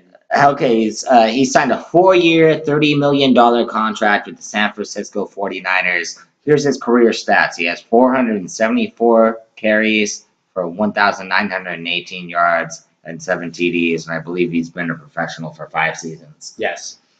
Wow. I think they just wanted a veteran guy. Like, I'm sure they're going to draft somebody. They drafted somebody last year who Mike Shanahan was very high on. But, you need some leadership in that running back room. You need to teach guys how to study. You need to show people how to be professional. Honestly, that's what they're paying him for. You're not paying him to be your lead back. You could obviously find somebody in the draft that has more skill than him. You just want somebody with some leadership in that room who can play football, but obviously if he's your lead back, you're probably not winning many football games. But hey, 49ers, they show that they're an upcoming team. They have a really smart head coach, the really young GM. Obviously, like John Lynch, he knows football. He's a smart football guy. Maybe he knows more than we do. Kyle Shanahan, man. Well, John Lynch is the GM, if you didn't know that. I know, but Kyle Shanahan's the coach. Kyle Shanahan has always done great things with running back. Yeah. That's just what he's done with his track record. So maybe he does know more, or maybe they're just throwing money at stupid shit. What's he want? That's what teams do sometimes. What he wants to do is make this guy his new Devontae Freeman, Tevin Coleman type of guy, because Kyle Shanahan comes out of that Atlanta Falcons offense where he did wonderful things, and I think he likes the Super Bowl 23. He likes McKinnon because he's his pass catching back, but this guy averages less than 3 yards a carry. You know what I mean? So that was with a good Vikings team. And you say it's a veteran presence, but for running backs these days at 4 years, $30 million, what is that?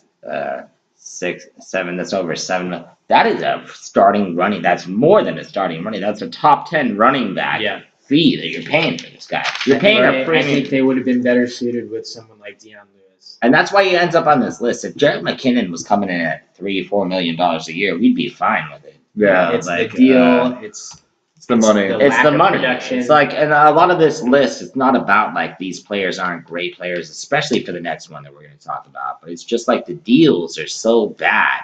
That McKinnon deal is so bad. But when you're a bad team, you got to pay to get players to come there. You know what I mean? It is what it is. So we're going to move on to our last, the number 5 of the worst 5 free agency deals. And this is actually a bonus one. 2 for 1. 2 for 1. Ding, ding, ding. 2 for 1. Ding, ding, ding, ding. This is my least favorite out of all of them. The deal is ridiculous. Okay. I have no idea why Washington paid so much for Paul Richardson. I don't. What? I know. How much money did they give him? Rory? Give me the money. They got him on a 5-year, $40 million deal, $20 million guaranteed. And look at these career stats. He's 4 years career deep? Yeah. Read those. Let's see here. In 4 years, he has 95 catches. That's not 1 year. That's 4 years. 4 seasons. Yes. 1,300 yards in 4 seasons and 8 touchdowns in 4 seasons. 8 touchdowns, 95 catches. catches. 1 Antonio Brown season in 4 years. Yeah. He's got 1 Antonio Brown 3/4 of a season in 4 years. Right. And I know the guy's got speed. And the only thing I can think of is with Alex Smith on the team, they're trying to recreate a Tyreek Hill situation where someone's going to blow off the he's top. Not Tyreek Hill. They're paying him enough money where you think they might be. You would think he would off the contract. That's what they might be trying to do. I mean, they don't have Terrell Pryor anymore. I don't even know who catches balls in Washington. But is it Tyrell or Terrell? Terrell?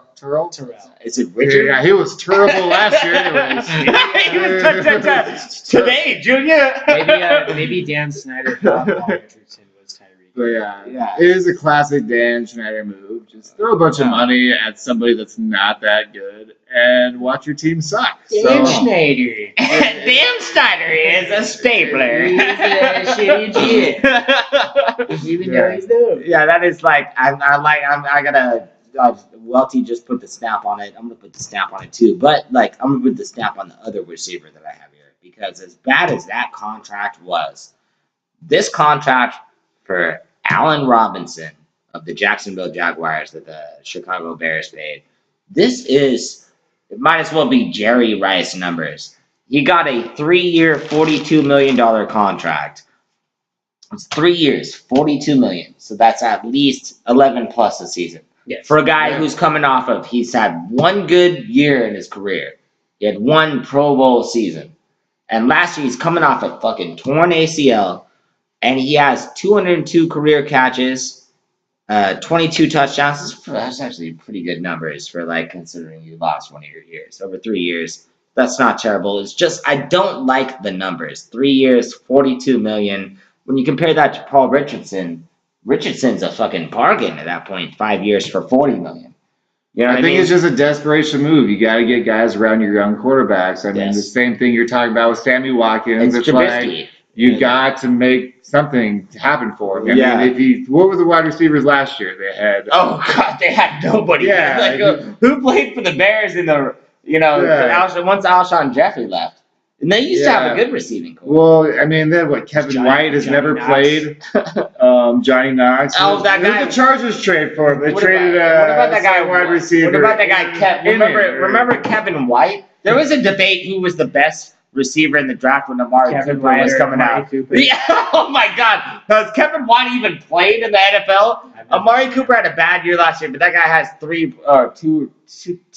Pro Bowls. The guy is fucking. Yeah. He's done it. Kevin White isn't even catching. It's a desperation move. A desperation move for a team that has a young quarterback. They got a good running game. I mean, between Jordan Howard, Timmy Cohen, that's a good little two-headed monster. But yeah, they needed something. For Trubisky, I like your justification of it. It makes sense. Like, it doesn't make sense, but I get your justification. Where like I understand the reasoning. I don't agree with it, but I understand why. You gotta get somebody there to catch the football, or else what was that? Dontrell Inman was their number one. They traded up to get Trubisky, right? Yeah. And what slot was it? Do you guys remember? I think he was taking number 2, wasn't it? They traded a lot to get him. He took a number 2. On the field last year. All right, so we're gonna move on from the last topic, and so we're still sticking with free agency, and these are the contracts that we're just not so sure about. We're gonna call this section "The Jury's Out" because we don't know. Are they good? Are they bad? This is the real debate section. So we're going to kick it off with a former All-Pro, 3-time All-Pro, Richard Sherman, who's his own agent, and he got released by the Seattle Seahawks. And he said, hey, the Seahawks asked him, can we work on the deal? Can we renegotiate your contract? He was like, I don't know about all that. So he went out and he met with John Lynch from the San Francisco 49ers. Oh, that would be nice if it was the San Diego 49ers. We'd like to get a team back here. NFL, if you're listening, which we know you are. Any team. Somebody. Not the Jaguars. And not the Jaguars. The Jaguars are good now, though. We'd like a team out here, we're big Raiders fan, but I'd like to have a stadium the Raiders come to that I can see my team playing. Though I can drive to Vegas soon. But, so, Sherman's contract. This is one of the most deceptive contracts out there. He negotiated the contract himself. He's his own agent. It says 3 years, $39 million. But the 30-year-old cornerback only has actually $3 million of that guaranteed, and that's for this season. So basically, there's a ton of incentives built in. If he plays at an all-pro level like he has in the past, he could earn all of that $39 million. He caught a lot of flack for the contract. But at the end of the day, the guy has 32 career interceptions. He's coming off an Achilles tear, but he's out for revenge, basically. Out for blood. Talk about a guy that makes your locker room better. He's going to make your defense better just with the attitude. He's going to make sure everybody shows up to practice, brings their all. The team will be better. And it's incentive-based. I mean, if he doesn't play well, you don't pay him. It's beautiful. I mean, I don't know why the 49ers aren't just cheering and screaming his happiness. I mean, it totally makes sense. It was a position in need. I wouldn't call it a top signing by any means. Like the guy is coming off a serious injury. Like it's a big deal. Achilles, man. Yeah, this that is is Kobe Bryant ending debilitating. his career Yeah. kind of injury. Yeah. So we'll see. He already wasn't fast. Yeah, but maybe he'll move to safety. We'll see what happens. I doubt that. That would be a good move. I don't know about his ego thing. Sure. Maybe Yeah, next year. That's true. If he gets humbled this year with some of those quicker wide receivers, we'll see him make the move next year. But it's risky. So you like it? So you're saying you give it a thumbs up? I like it. It brings a little bit of star power, a good energy in the locker room, and a high ceiling. So the jury's out. We're gonna give a thumbs up or a thumbs down. You give it a thumbs up. I'm Low risk, high reward. I'm gonna give it a thumbs up. How does Ty Dolla $ign feel about it? I'm gonna give that a thumbs down. Oh, Ty Dolla $ign does not like the deal. All right, Ty, why not? I don't like it because I don't like him. I think he's a diva. I think he's gonna be a locker room distraction. He's gonna have no production on the field, and I just think that it's not the greatest move for the 49ers. I don't know what they're doing. They signed Jerick McKinnon. I think he's gonna be the feature back. They signed Richard Sherman's corpse. To he might need an Achilles from a corpse to actually get put into his fucking cadaver. Yeah, cadaver. That's what Steph. Yeah, in the spirit of Easter Day, he's gonna rise again. That's where Steph Curry got his Achilles from. But continue. I just think this is not a well-advised move on the part of John Lynch. And I think the 49ers are going to suffer. I understand that the contract is laden with incentives, but I just think that it didn't need to happen. Yeah, and when you talk about their moves too, it's funny because they re-signed that center that they had, and then they signed a new center, Richburg or whatever, and then they traded the other center that they just re-signed, Weston Richburg. It's we're gonna sign a center, then we're gonna re-sign a center, then we're gonna sign a new center, and then we're gonna ship our other center out. Maybe you transition him to guard. He's in the locker room. I don't know what the Niners are doing either. So. I think that Jimmy Garoppolo is overrated. I'll say that right fucking now. I think so too. If you look at the stats, everybody's talking about Colin Kaepernick, and if you look at Colin Kaepernick's last 5 games with the 49ers, he had the same passer rating that Jimmy Garoppolo had for his 5 games that he started for the 49ers. Well, Colin Kaepernick is not unrostered because of football. Okay, yeah, that's not the reason. Yeah. He can play football. Jimmy Garoppolo can play football. He's not Tom Brady, but he can perform. And I mean, and we could talk about this for a whole podcast. We're all very upset. I'm very upset about the Colin Kaepernick situation. If you guys aren't on board, then you're not fucking part of the legion of fucking fans. You're not an effing part of this. Honestly, if you're one of Trump's whites, I don't want to have anything to do with you. to be honest. I don't care who you voted for. I like football because I don't want to worry about your political nonsense. I just want to watch football. I want to watch the best players play. Colin Kaepernick is one of the best players. So why not? I'm actually a fan of Donald Trump. So. Yeah, Rory's liking his tax cut. Not. I just like the tax cut that he's presenting. Sorry, FBI. Yeah. So actually, Rory just kicked himself off his own podcast. He doesn't support himself. Well, me and Donald Trump are sponsored by the same company, Coors Light, and we like to keep it cool and we like to keep it light around here. And you can tell that it's icy cold by the blue mountains on the side of the can. So The next contract we're going to talk about for the jury's out.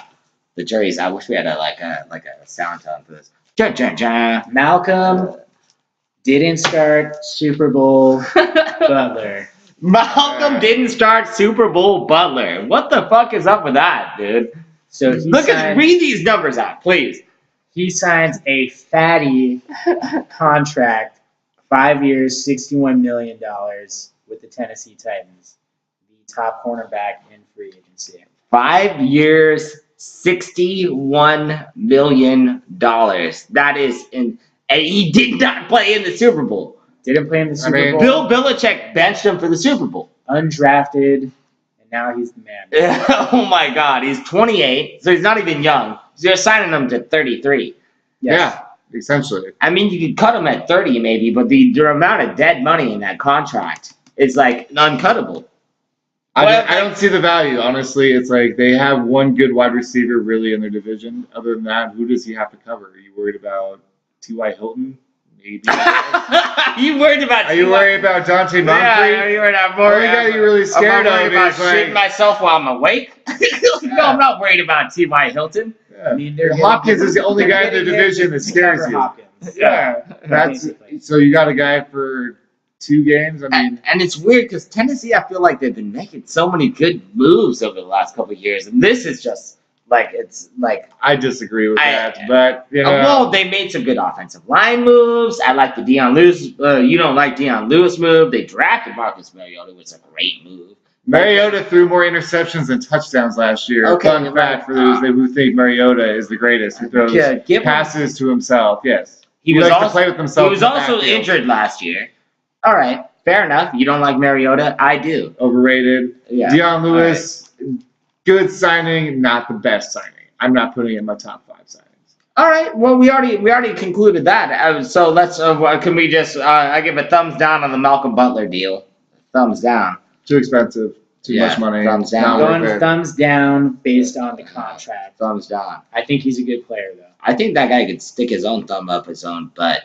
You know what I mean? To be honest. That's probably why I didn't play in With the Super Bowl ring. I mean, technically anybody could, but that's what that guy should do. Malcolm Butler, Nice. I like you as a person. Actually, I actually think he's a talented cornerback, but the numbers on this contract are just fucking. I don't want to be out of PC, but it's retarded. It's a retarded contract.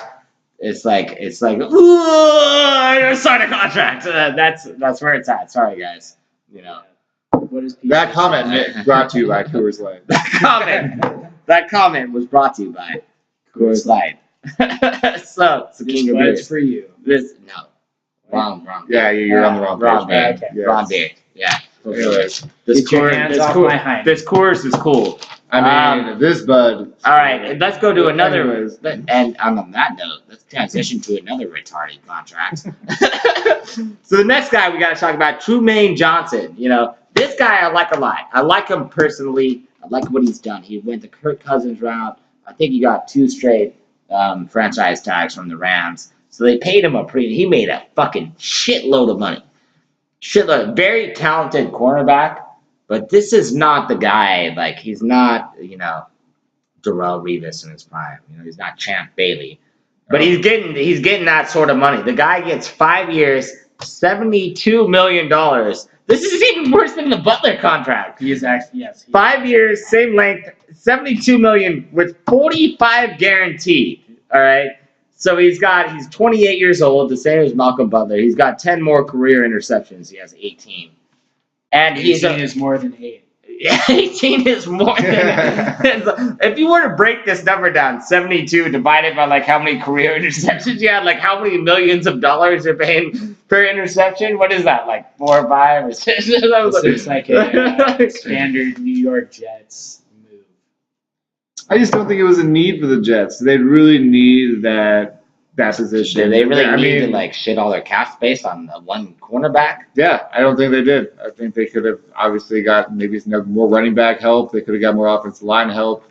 They maybe could have got a quarterback, but Kirk Cousins didn't want to go there. It's a problem whenever the GM of the other team that you don't like. I know Woody Johnson is the GM of the New York Jets. Yes. And you know that name because of all the bad deals that have come through his desk. But he still has a job. He still has that job. This is fucking New York, you man. This guy must be. Johnson. He's probably jerking Joe Namath off. Those guys, I don't know what the fuck they're doing. He's the owner. Oh, is he? Yeah. Oh, he's an Al Davis type. Yes. Okay, then I look like the dummy over here. This is that motherfucking Effin Football Podcast, episode 1. In the future, I'll be able to be like, click here to subscribe. Don't have that technology yet. But when we do, listen to us. We're going to be loose. I talk shit. We talk shit. If you're offended, then fuck you. Suck my dick. How about that? All right. Fuck you, Woody. I will give the Jets credit, though. They overperformed last year. They were did. supposed to be the worst team in football. With McCown. I'm a big McCown fan. It's a credit to Todd Bowles. Yeah, Todd Bowles, former yeah. Arizona Cardinals defensive coordinator. They did not have any talent on offense. Oh my God! I can what they were still able to barely do. name any of the players on their made it team. work. Oh my God! Like, yeah, let's say that. Let's give credit to the New York Jets Todd last year. Bowles, Like they Todd played. Bowles How is many the man. games? How many He's the games did they greatest. win? They Todd win. Bowles. They won Making like New 6 York games. great 6 again. games. They won the same amount of games as the Raiders, who were projected to go to the fucking Super Bowl last year. So He like, still owes me $100, by the way. I'm still waiting on that tax return. I owe money to the federal government.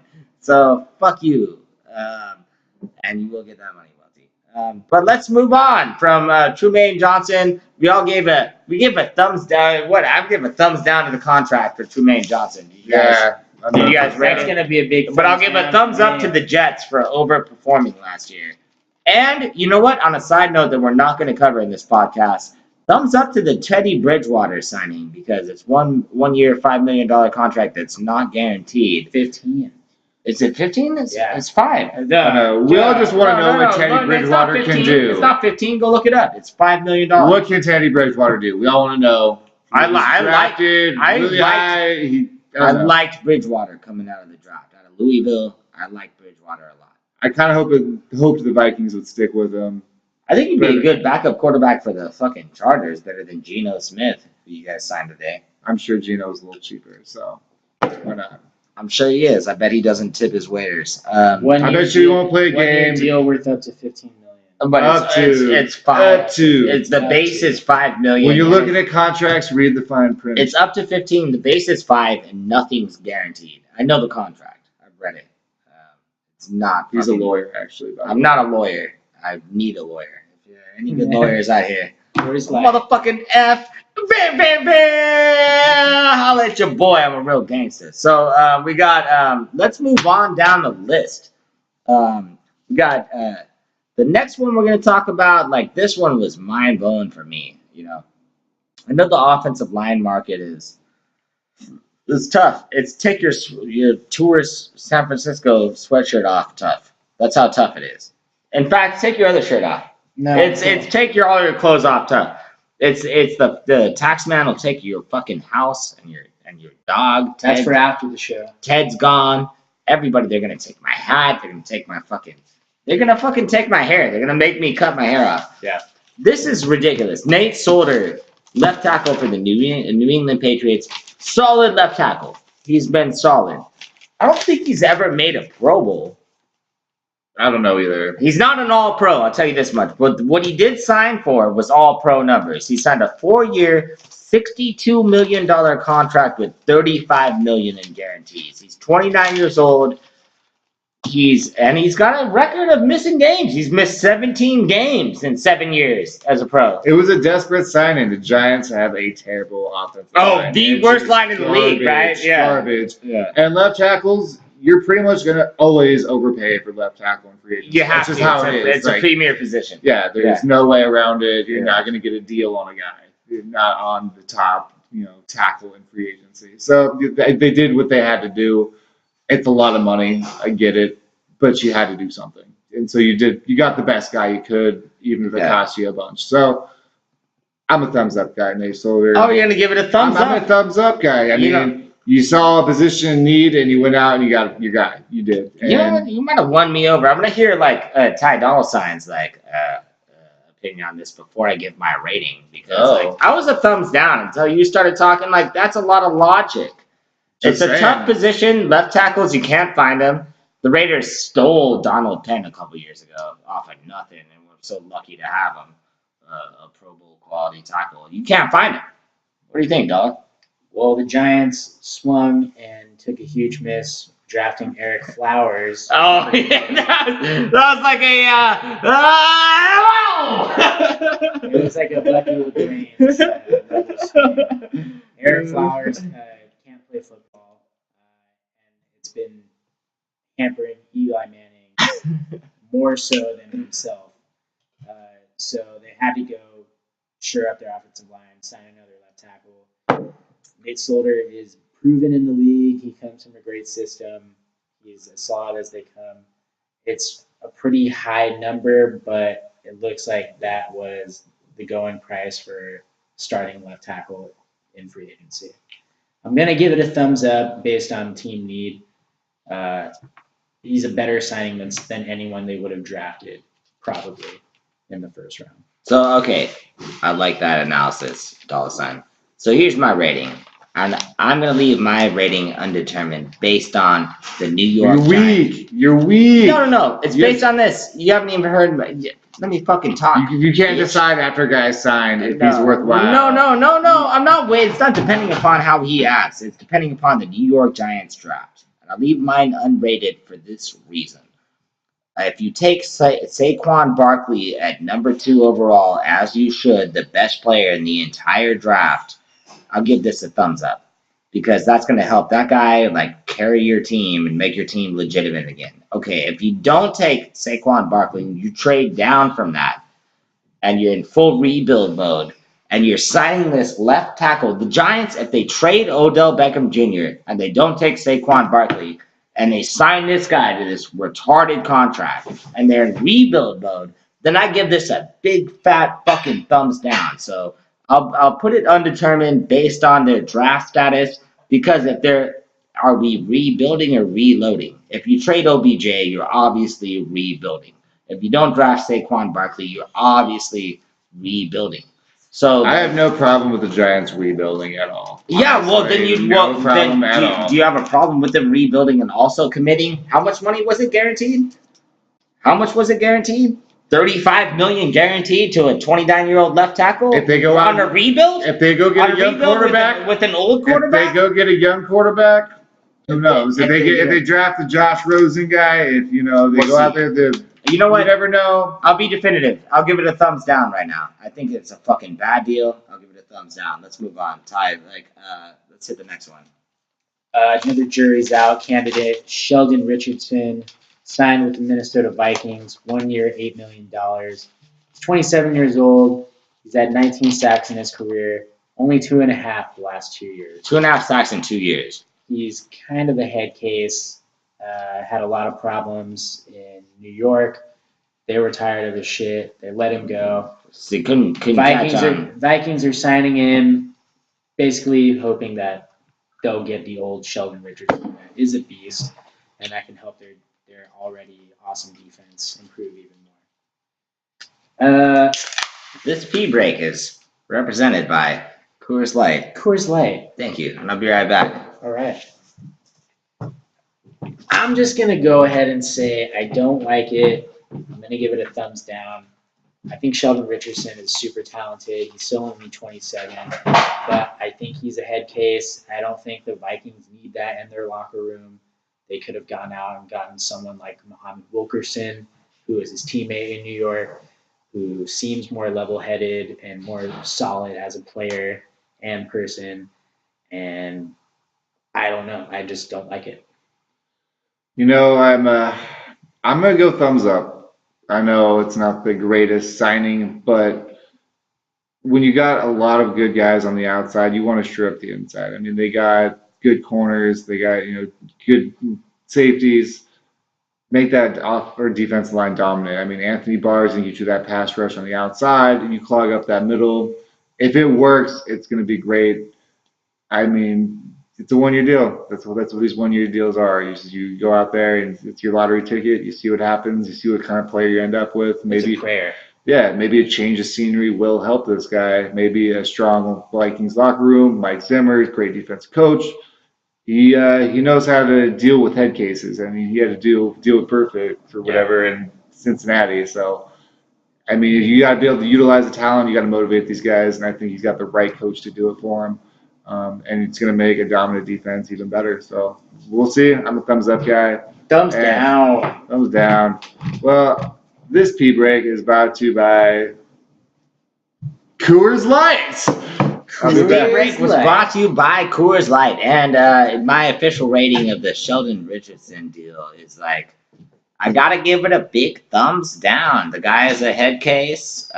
It's not compared to the Wilkerson deal. Wilkerson 1 year $5 million. This is 1 year $8 million, and the guy's a head case. But I understand where the Vikings are coming from.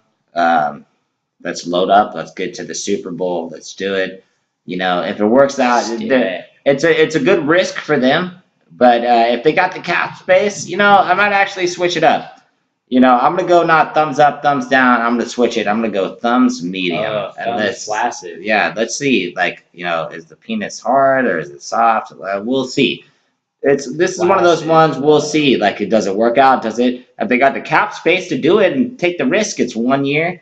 The more I talk, the more I think like maybe this is a good deal for them. Maybe it's not. They got a strong locker room. They got a lot of alpha males on that defense. Like, fuck, you're fucking with their linebacking core. Anthony Barr will beat the shit out of that guy. So, like, Richardson, we got, 2 thumbs down and a medium on that? Yeah. So, let's move on to the next guy. Welty liked it. Welty liked it. Oh, okay. I was taking a pee. A pee that was brought to you by Coors Light. The best beer on the market. If you want to pee and take podcasts at the same time. So, take peas and do podcasts. So the next on the list, we got Jimmy Graham was signed by the Green Bay Packers, the former elite tight end from the New Orleans Saints and the serviceable tight end from the Seattle Seahawks. And he's going on he's in his 31st year. He's 31 years old. He has 69 career touchdown catches. Excellent number for a tight end. And he signed here's the number that's not excellent. 3-year, $30 million contract. Ooh. $11 million guaranteed, which means they could probably get out of it next year, but with dead money. So what they're basically doing, it feels like, is they're cutting Jordy Nelson for another white guy who's tall and big. Yes. And not as fast. Yes. But bigger. And mixed. And yeah, he is mixed. Yes. Yeah. I think that this is awesome for Aaron Rodgers. Aaron Rodgers is I don't know if he's gonna turn him into the Jimmy Graham of old, but this is a red zone threat. I mean, he was doing crazy things in Seattle. I think he had 50 catches and 10 of them were touchdowns. Yeah, he's an elite red zone threat. He's still ridiculous in the red zone. I think he's gonna be awesome with Aaron Rodgers. The number and his age and the years, I don't like the contract. I feel like they could have gotten a cheaper option at tight end. But Aaron Rodgers is getting older. He's not going to be elite forever. You really have to strike while the iron's hot. They had the cap space to do it, and I'm going to give it a thumbs up. Thumbs up on Jimmy Graham. Welty, what do you think? Thumbs up on Jimmy Graham. He's going to be utilized by Aaron Rodgers. You know that he's going to find the ball. He's going to find ways to get open. Aaron Rodgers is going to scramble around. He's going to do what Aaron Rodgers does. And Jimmy Graham can catch the ball. He's good at it. That's what he does. And I think the Packers need some weapons. I mean, they lost Jordy Nelson, who hasn't really been around, but they need something on offense to help Aaron Rodgers. He can't do everything by himself. Well, actually, maybe he can, but you really don't want him to. Yeah, exactly. So, I'm a thumbs up on Jimmy Graham. Maybe overpaid a little bit, but what else do you have in the tight end market? What else are you going to go get? Anyways. Kobe Fleener. I'm out here I don't know if he was Kobe or not. Kobe? You definitely don't want him in fantasy football. So I'll give my Jimmy Graham. I'm going to give it the same thumbs up, and I'm going to do it for this reason. I feel like this guy, when he's connected with an elite quarterback like Aaron Rodgers, like back in the day when he was with Drew Brees, made him who he was, and it was epic. But I'm not saying Russell Wilson's not a great quarterback, but Russell Wilson, to be honest, in my opinion, compared to these other elite quarterbacks, he's no Drew Brees and he's no Aaron Rodgers. I was always a Russell Wilson fan. Coming 3rd round draft pick when he was coming out. I said he was going to be the best quarterback out of that draft class with RG3 and who else was in that draft class? Kirk Cousins. Kirk Cousins. There was another high rated quarterback. Andrew Luck. Andrew Luck. You're right. And who won? RG3 won Rookie of the Year, but the best quarterback from that draft class. Who's got a Super Bowl? Russell Wilson, dog. That's debatable. But Russell Wilson is not the caliber of quarterback of Aaron Rodgers or Drew Brees. At least in this point in his career. I'm not saying he couldn't develop into it, but at this point in his career, he's not that quarterback. And I think that with Aaron Rodgers, Jimmy Graham will do do super well in the red zone. He's basically taking some big things. He's taking Jordy Nelson's position as a red zone target, as a bigger, longer, bigger catch radius. It's a sensible over under 7 touchdowns. What do you got? Over under. I would say over 2. Yeah, I would say. Then I think it's worth it. If Aaron Rodgers stays healthy for the season, this guy I think is a double-digit touchdown guy. Even at this stage in his career. Then you have to give him a thumbs up. Thumbs up. I already gave him a thumbs up. All right. So who else we got on this list? Who are we going through? We're gonna move on to the one that I've been wanting to. Jordy, Jerry. We're talking about Jordy Nelson, the former Green Bay Packer. Was not a free agent at the beginning of the period, but after they signed Jimmy Graham, Jordy Nelson immediately got cut. And that's the fun thing about this one, plus the next one after this. They all were like in transition. So they signed Jimmy Graham, Jordy Nelson gets cut. He takes one free agent visit to the Raiders. They don't let him out of the facility without signing him. And the Raiders signed him to a 2-year, $15 million contract. In exchange, they cut Michael Crabtree immediately, and Jordy basically takes over his contract for the next 2 years. So Jordy is one of only 3 or 4 players in history. I remember the article. I don't know if he's the 3rd or the 4th. But only a couple guys have done 3 seasons of 1,200 yards and 13 touchdowns. The other 2 are Randy Moss and Jerry Rice. So, wow, as Owen Wilson would say. He's going on his age 33 season when the season starts. And, what it makes me, I'll take the lead on this one as a Raiders fan. It makes me think about when, what Tim Brown tweeted to him was like, hey, I was 32 years old when John Gruden first joined our coaching staff, and I had the best years of my career. And a year later, Jerry Rice came on. I think he was 30. Cute. I think he was 33, and Jerry Rice went to the Pro Bowl and helped us get to the Super Bowl. You know what I mean? So I think that Jordy Nelson, it's taken a superior to Crabtree talent plus a locker room addition. A guy who can come in. We have got Amari Cooper need some seasoning and some somebody that help him. Amari Cooper he's not a head case or anything. He's got it straight, but he's got a drop issue also. I need Jordy. I feel like Jordy is going to come in and be a huge addition to John Gruden's offense, in my opinion. So if you guys can open up. I think he's a little bit old. He hasn't done much lately, honestly. Hasn't done much lately. All right. Well, continue talking, but I'll show you the stats. You can show the stats.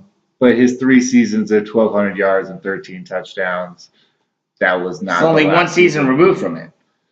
I don't think he's the player he used to be.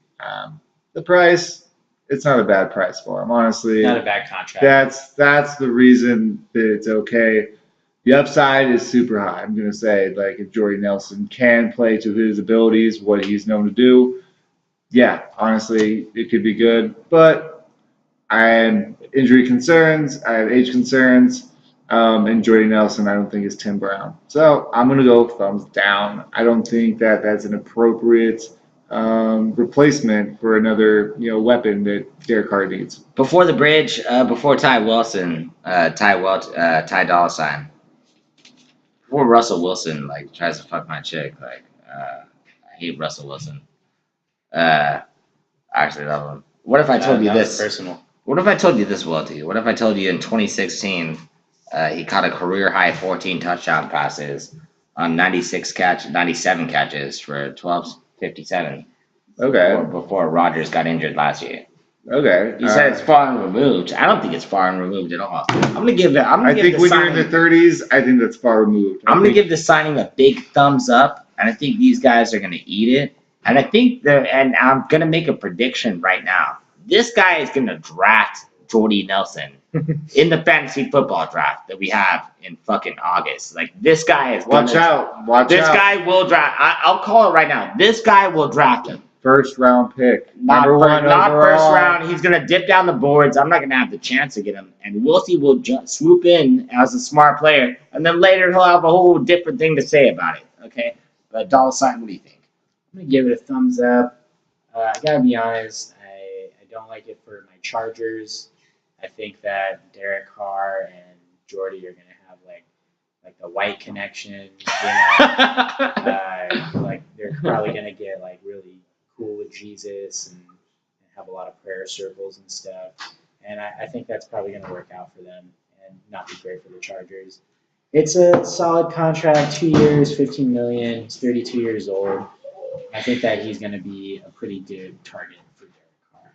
I'm going to give it a thumbs up. Thumbs up. All right, great. 2 thumbs up, 1 thumbs down from Welty, who hates him. And that's fine. I don't hate him. He just hates the situation. He doesn't believe in his old age he's going to keep up. I do. So our last. Wait. Before we get over under 7 touchdowns, Rory Nelson. Oh, over under. I'm going to go over it. Like I think Michael Crabtree scored. Well, before we get to the next guy, like I think that he'll be at. I think he's going to be around right that borderline 7, 8, 6, 7, 8, 9 touchdowns. I think he's going to be 7 to 8 to 9. So I'll go over it. I think he'll hit 8 or 9. I'm going to say under. I'm going to say under. I think he's going to have the speed to break out that. He's our red zone target. It's not about speed, dude. It's about when we get to the red zone with beast mode. Who do we throw to? The big white guy or Jimmy Graham. That's our Jimmy Graham. Yeah. You guys don't get it. He'll definitely be over 7. I'll give that a thumbs up for sure.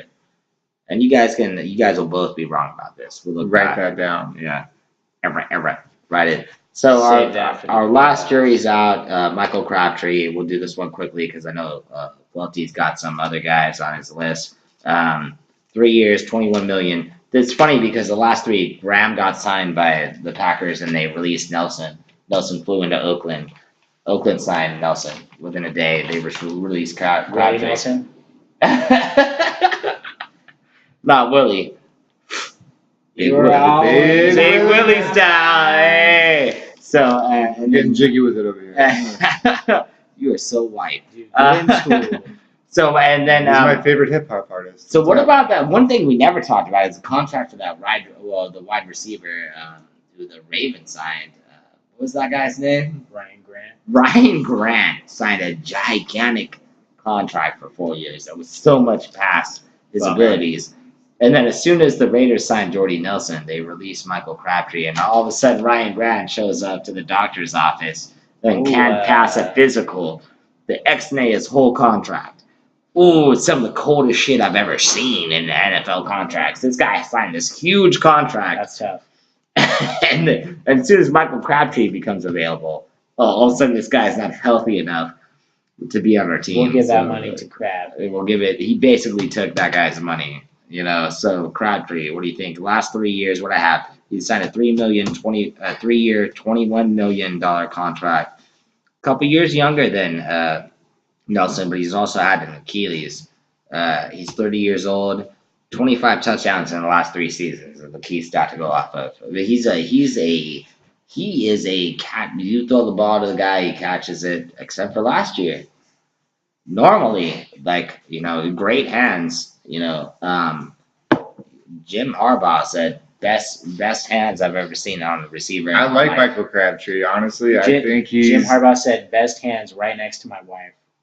Ooh. Right after my wife, best hands. Did he really say that? Yeah, he did. Nice. Yes. Nice. I would love to meet Harbaugh's wife's hands. Yes. Anyways, Crabtree is solid, all right? Honestly, Joe Flacco is one of the quarterbacks that needs somebody to throw to.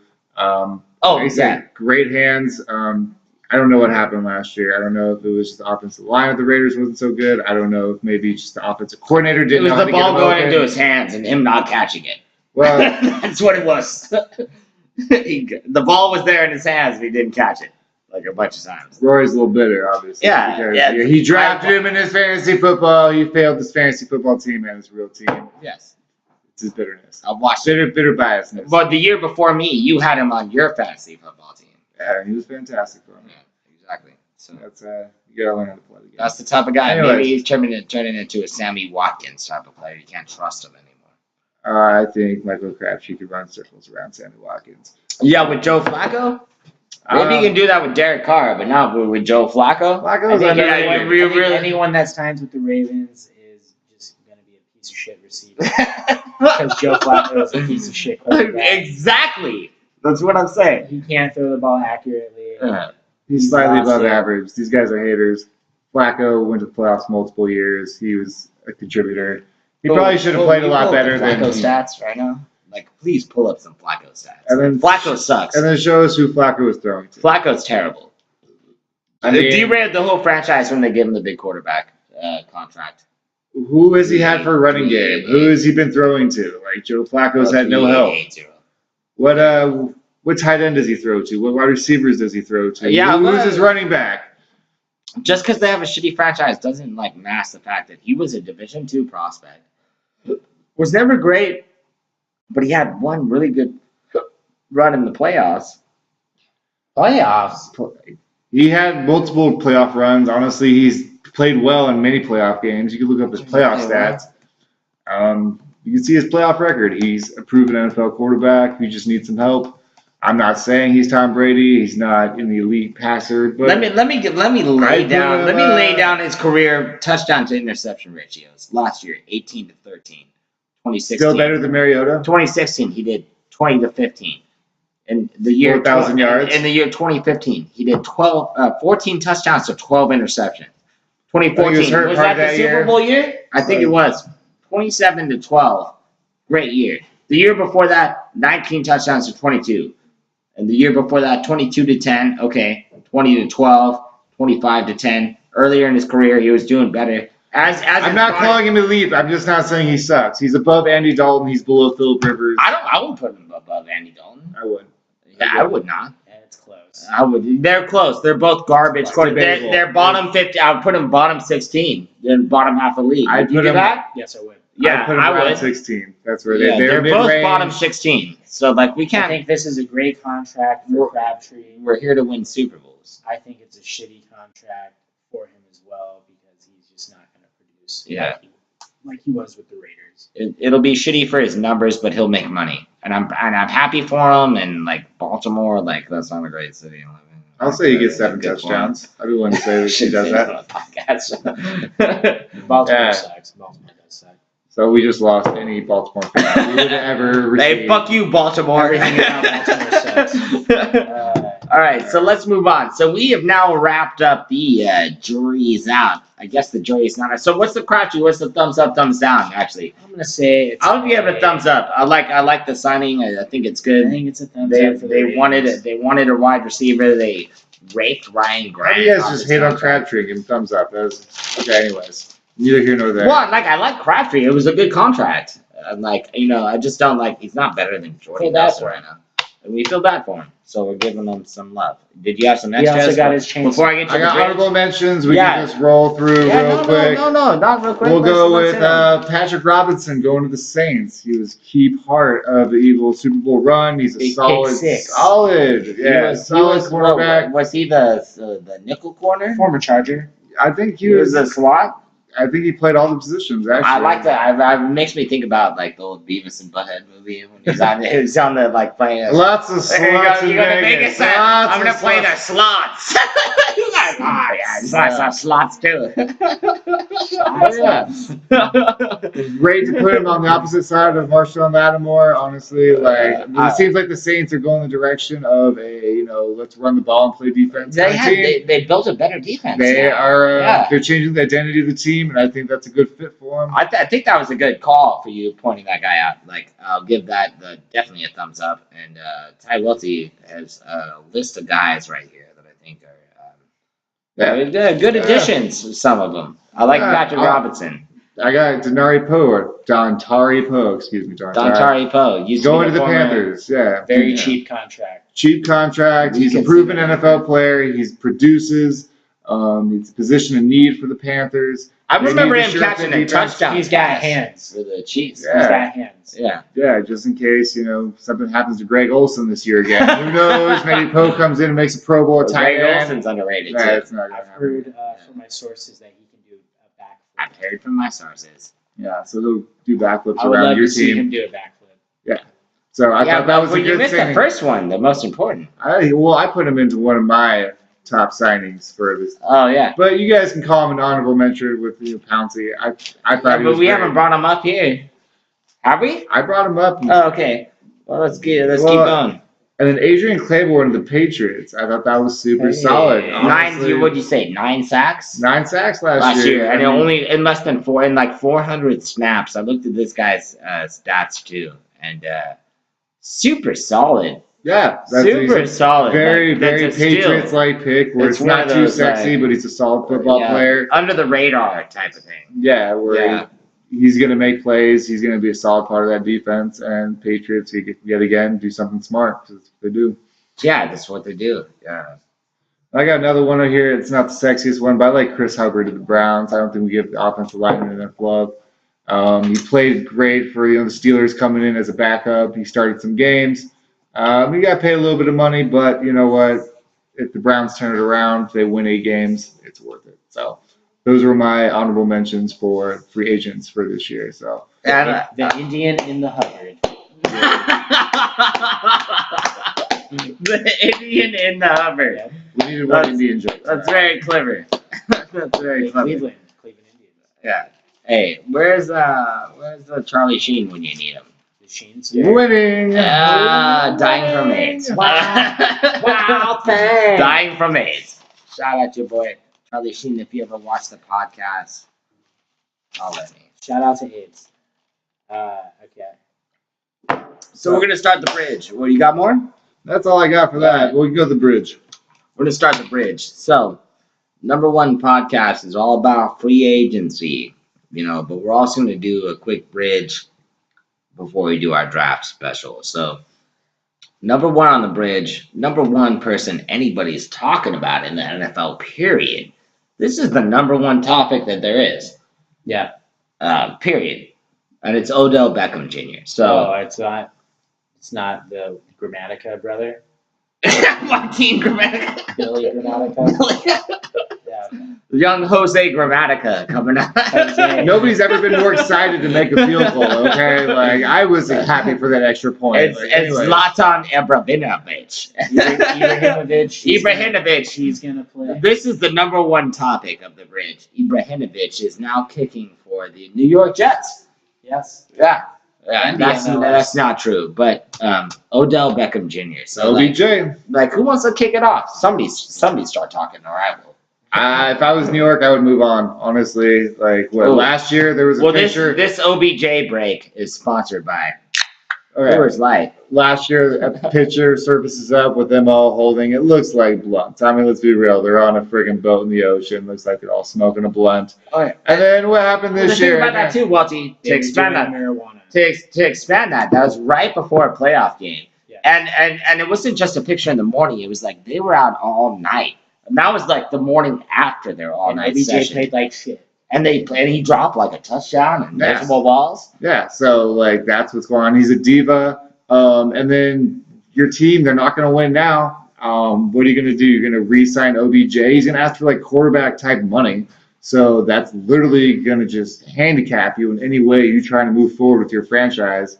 If you can move forward, you can get 2 first-round draft picks for him. Trade him to somebody that's going to overpay him because you probably shouldn't. I would not pay this guy that much money for someone who's probably going to get injured, suspended, or just be a problem in your locker room. All the talent in the world, but not worth the quarterback money that somebody is going to pay him. One of those 32 teams is just going to be stupid and do it. And I say, get rid of him, move on for the future, get yourself a quarterback in this draft, and start planning for life after Eli. That would be what I would do. But like I said, OBJ, he sells tickets, he's fun to watch, and he's got all the talent in the world. So it's a tough call. What do you think, Dolla? I think they should move on too. They should just straight up rebuild. OBJ does not make the Giants better. They've won, I think, 47% of their games with him over his career. He doesn't make the difference. Wide receivers generally don't make the difference. It's not the quarterback difference. It's the quarterback, it's the offensive line, the defensive line. They have to rebuild from the inside out. Let him go. I feel this, and the one thing I will say to easier said than done. The one thing I will say to stick up for OBJ, if you look at Eli Manning's numbers with OBJ versus without having him on the field, they are so drastically different. But if the franchise is going full rebuild, that's why I like the Nate Solder contract is it's mas o menos with me, because if they draft Sam Darnold and get Saquon Barkley, it's great for me. I like it. Though that was the Browns. If like that's me messing up. So what are the Giants gonna do? You know what I mean? I don't know. Full rebuild. Trade the fucking shit out of that guy. Trade that guy out of there. Get whatever picks you can because you're not gonna do it with the contract. And Eli's 38 years old. Move on. Like I love OBJ. Like I'll say this much. I love the guy as a player. I think he's awesome. I think he's amazing. I think that him to the Rams would be the most epic like shit possible. So like, move on from the guy, start rebuilding your franchise and be real with your fan base. Like let's be realistic here, We're moving on, we're changing things up. Let's do it, make it happen. I think OBJ should be traded and they gotta make it happen and maybe even trade out of number 2 also. Well, if you're going to trade OBJ, I'd say go get yourself a quarterback and just don't even pretend like you're going to be, rebuilding. Just do it. Just go ahead and get that quarterback. Quarterback at number 2. Yeah. And just, who do you think at number 2? I think Josh Rosen. Josh Rosen. That seems to be the guy slotted. Rosen. Yeah. It seems unless the Browns do something crazy stupid and they don't get Sam Darnold, that's possible. We're not to the draft episode yet. I'm going to sound crazy. But I think Baker Mayfield is better than Josh Rosen. We'll see. All right, and let's go. So next guy on the list, Des Bryant. Des Bryant's tenure in Dallas seems to be at an end. And ever since he fucking couldn't catch that ball, apparently, against the Packers. That is now a catch, actually. It's now technically a catch. It changed the circumstance for both franchises. And also Des Bryant's career, it seems like. So he seems to have lost a step. I think he's accounted for like his cap number this year is something crazy, like $14 million. It's like outstanding. It's a high number. So what do you guys think is going to happen with Dez? I think that they should cut him, cut bait. He can't cut or trade. We'll trade if you can. You got to trade. You can't trade that guy. Not with that contract number. No one's going to give you anything. That's what I'm saying. It's going to be hard to trade him. I think people around the league understand that he can't get separation anymore. He's a jump ball receiver. He's not a great route runner. And if you can't get open and you can't get separation, all you can do is jump for back of the end zone balls, then I don't know how much value you have in the league anymore. That's true, man. He was so elite when he was good, though. He was good. He is a great receiver. I think the Cowboys need him. The Cowboys. I think so too. They want to win now. They don't have another option. Where are you going to go? Where are you going to? They signed Alan Hearns. Yeah, is that an upgrade? No, not on Dez. Yeah, exactly. So I mean, if you had somebody you could find to replace Dez and play better, I would say cut ties and make that move. But you said the Cowboys are thinking Super Bowl, so they're getting as much talent on their team as they can, even if they're overpaying Dez. They're going to take him. I don't see him on the roster after the season. F&A. This is an F&A. That's F&A. I think the problem is Dak fucking Prescott, okay? He's not as great as everyone thinks. He's not as great as everyone. Without Ezekiel Elliott, he is an average quarterback at best. He's maybe below average. And with Tony Romo, who everybody hated on, Des Bryant is elite. But with Dak Prescott, Des Bryant is non-existent. It's because Dak Prescott can't fucking throw the ball downfield. Okay? It's the problem is not Des Bryant. I would love to have him on my team.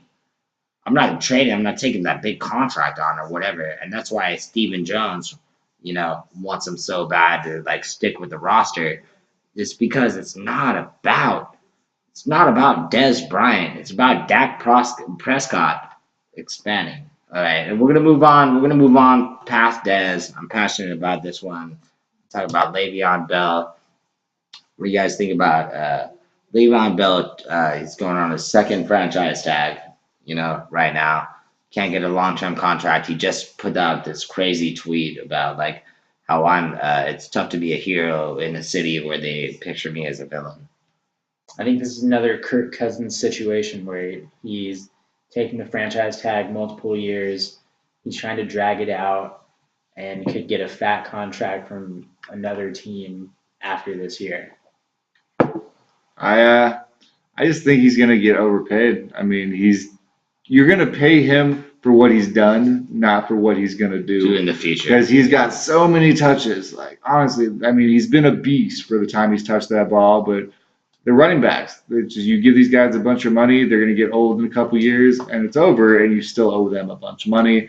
I don't blame the Steelers at all for what they're doing. I understand why Le'Veon Bell is a little pissed. At the end of the day, that guy is going to be making a lot of money with all these franchise tags. I think he should just take it, and then just next year someone's going to overpay him, and they'll be caught up. All the Steelers move on. They'll probably draft another running back. He's not going to be another Le'Veon Bell, but he'll be productive, and then the Steelers are going to do what the Steelers do. They rebuild through the draft. So doing very well. yeah, they've done it for years. So they're going to play this game as long as they can. And yeah, I think Le'Veon's just going to be happy, take his money, skip camp. Well, screw Yeah, it. don't go to camp. Yeah, do what you did last year. That worked out great. I mean, you had a slow start. You came out strong at the end. Be ready for playoffs. And yeah, You guys remember that game against Le'Veon Bell had against the Browns? We rushed for what was it, 300 yards basically? Unfucking believable. I will say I love Le'Veon Bell. The guy is a next level talent. He wants money that's appropriate for his fucking for where he's at, because he wants to be paid as a number one running back and a number two wide receiver, because look at his receiving stats. Yeah. Motherfucker, everything he wants is appropriate, but everything you guys said is correct. He's gonna wear down.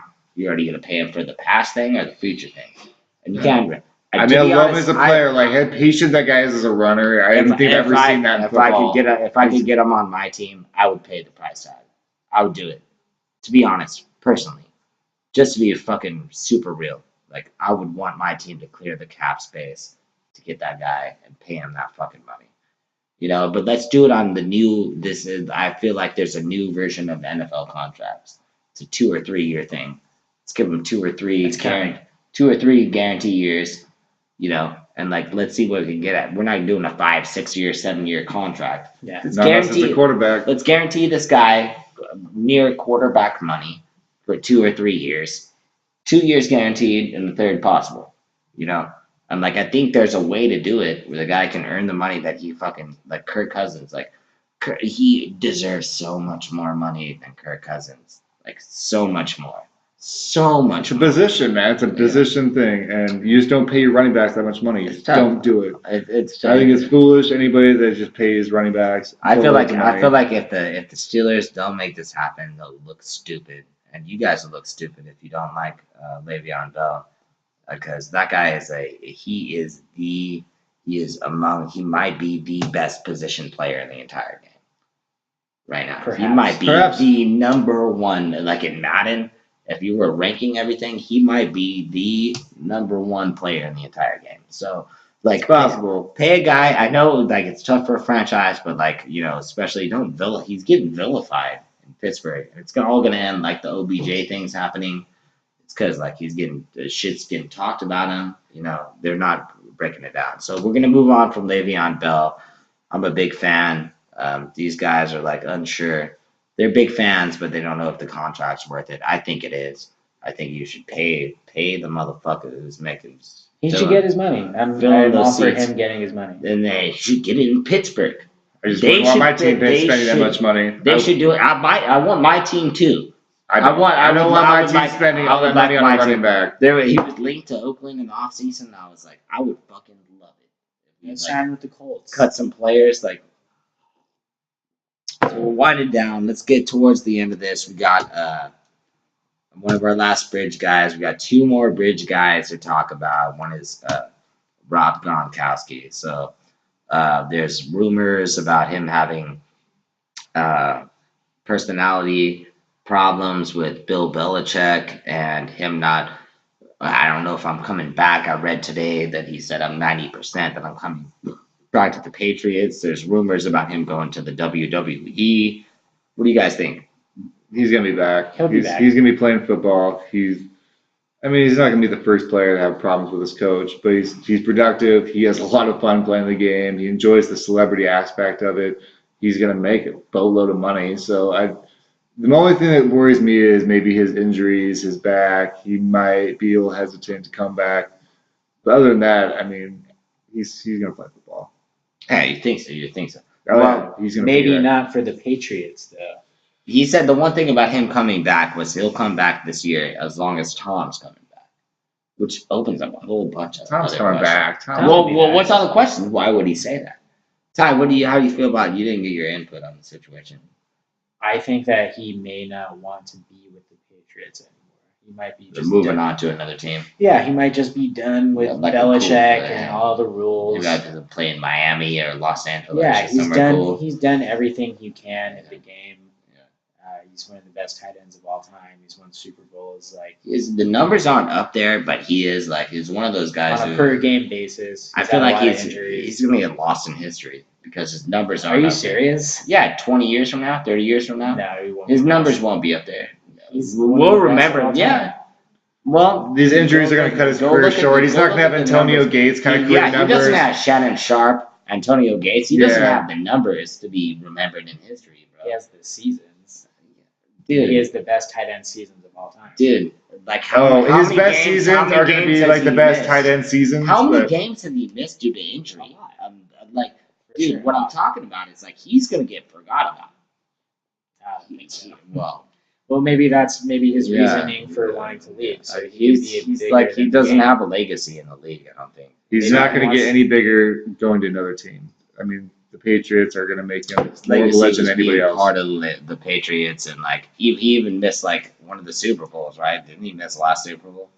Yeah, he Like, did. yeah, he like the guy he can't stay on the field. He's epic. He's epic when he's on the field. But if we were to pull up the numbers, which I bought these iPads out for you guys to pull the fucking numbers up, this guy, if you look at his fucking number of games that he's played, he's barely there. You know what I mean? And I love him. I'm a big Gronk fan, but he's gonna get lost in the memory of football fans because there's so many great players that have been the, Gronk type players who like for a couple years were out here doing great things, but like.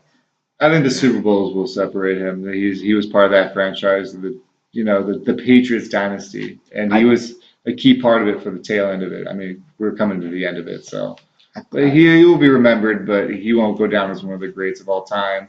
Maybe as the most dominant in his prime, but yeah, he's not going to be a Sterling Sharp, Tony Gonzalez, Antonio Gates guy. It's super dominant, so dominant. Like in his dominant prime, he might be 2011, 90 catches, 1,327 yards, 17 touchdowns. I forgot the password. Oh, 3880. Yeah, I mean that's Okay, The but best look at tight end those season middle, of all like time. look at the things at those 25, are injury 32. seasons. I know that's what I'm saying, bro. The guy Injuries is are part of the game. Dude, well, look at Shannon. Go pull up Shannon Sharp's numbers, okay, and compare him to Rob Gronkowski's. There's no compare. To go pull up Tony Gonzalez's number. Like he's not a Hall of Fame tight end. Like he'll Yes, make he the is. he'll make the Hall of Fame, He'll make the but Hall of he Fame. doesn't have Hall of Fame numbers. I'll tell you that much. He doesn't. I know his numbers, and they're not Hall of Fame numbers. Period. He won't be first ballot. Rob He'll is- sneak Rob He in. has more Gronkowski- touchdowns than Shannon Sharp. Yeah, well, that's Gronkowski has 79. Sharp has 62. Like, All right. man. The touchdowns. Well, okay, you're right. Well, you're right about the touchdown number. Yeah, But and- your most important ability is your availability, dude. The touchdowns are great when you're on the field, but when you're in the championship game or the Super Bowl and you're not there, like how important is that? You know what I mean? It's cool to have seasons where like you have fucking touchdowns, but if you're not fucking there in the playoffs or the Super Bowl, like how important is I that? mean, he'll be thought of as the best tight end of this generation, of this time. His last 10 years, I would that say. sucks because Antonio Gates should be thought of that. He was a He's generation before before. Yeah, I mean, we're definitely coming Well, to it's the kind tail of like end. a transition. It's Yeah. it's It is one Gonzalez generation. to Yeah. Gates. The to- same way LT passed the torch to Adrian Peterson, it's the same thing with Gates to Gronk. I'm a big Gronk fan. I'm not trying to talk shit. It's just like the sustainability is not there, and that's why we brought him up on the bridge. We don't know what's going on with Gronk. And the last player that we're going to talk about is Johnny Manziel. Johnny Football has came back. He went to a couple pro days, showed off in front of a couple scouts, and I would love if he got back into the league. Like I would be super happy about it. I don't think it's going to happen. I don't see it. Maybe the Patriots, if anybody, that would be the team that would get him. grabbing the guys to get Tim Tebow and Doug Flutie. That would be the only thing I can think of. They don't really have a backup. Possible one day to replace Tom Brady, but realistically, I don't think he's getting back in the league. I think he's done. This is fun to watch him. It's fun as a story, but he ruined his career. It's over. Like, nobody trusts that guy. Nobody. I would say that he is done, but there were like 15 scouts at his pro day, which is crazy. And that's UC San Diego. No, University of San Diego. Yeah, USD, not UCSD. Yeah. USD. But Yeah. That is crazy. That is crazy that they all showed up. I mean, I don't know what it says. What do he threw at the Texas A&M. He threw at the Texas A&M Pro Day to the receivers that were coming out. I'm rooting for him. I would love to see Johnny football again. I would love to see that in the league, and I would love to see him perform to his abilities. I'll give him a thumbs up. I'm rooting for Johnny Manziel, and plus, I also believe he'll be back in the league. I'll give Johnny Manziel a thumbs up. I'll give the NFL a thumbs down for just prioritizing him over someone like Colin Kaepernick. I'll give my for like judging the league. Yeah, yes. I'll give the NFL a fucking hard thumbs down for like taking Johnny Manziel back in, which will happen, and Colin Kaepernick not getting back in, which will also happen. He's not coming back. It's not happening. But I'll give an F&A guarantee that Johnny Manziel will be back in this league, signed by an NFL team. F&A, Cotton. Welty? F&A. F&A? You agree? F&A. All right, so I'll tell you this much, guys. Thank you so much for anybody who watches this premiere episode of the F&A Football Podcast. I am Rory JC.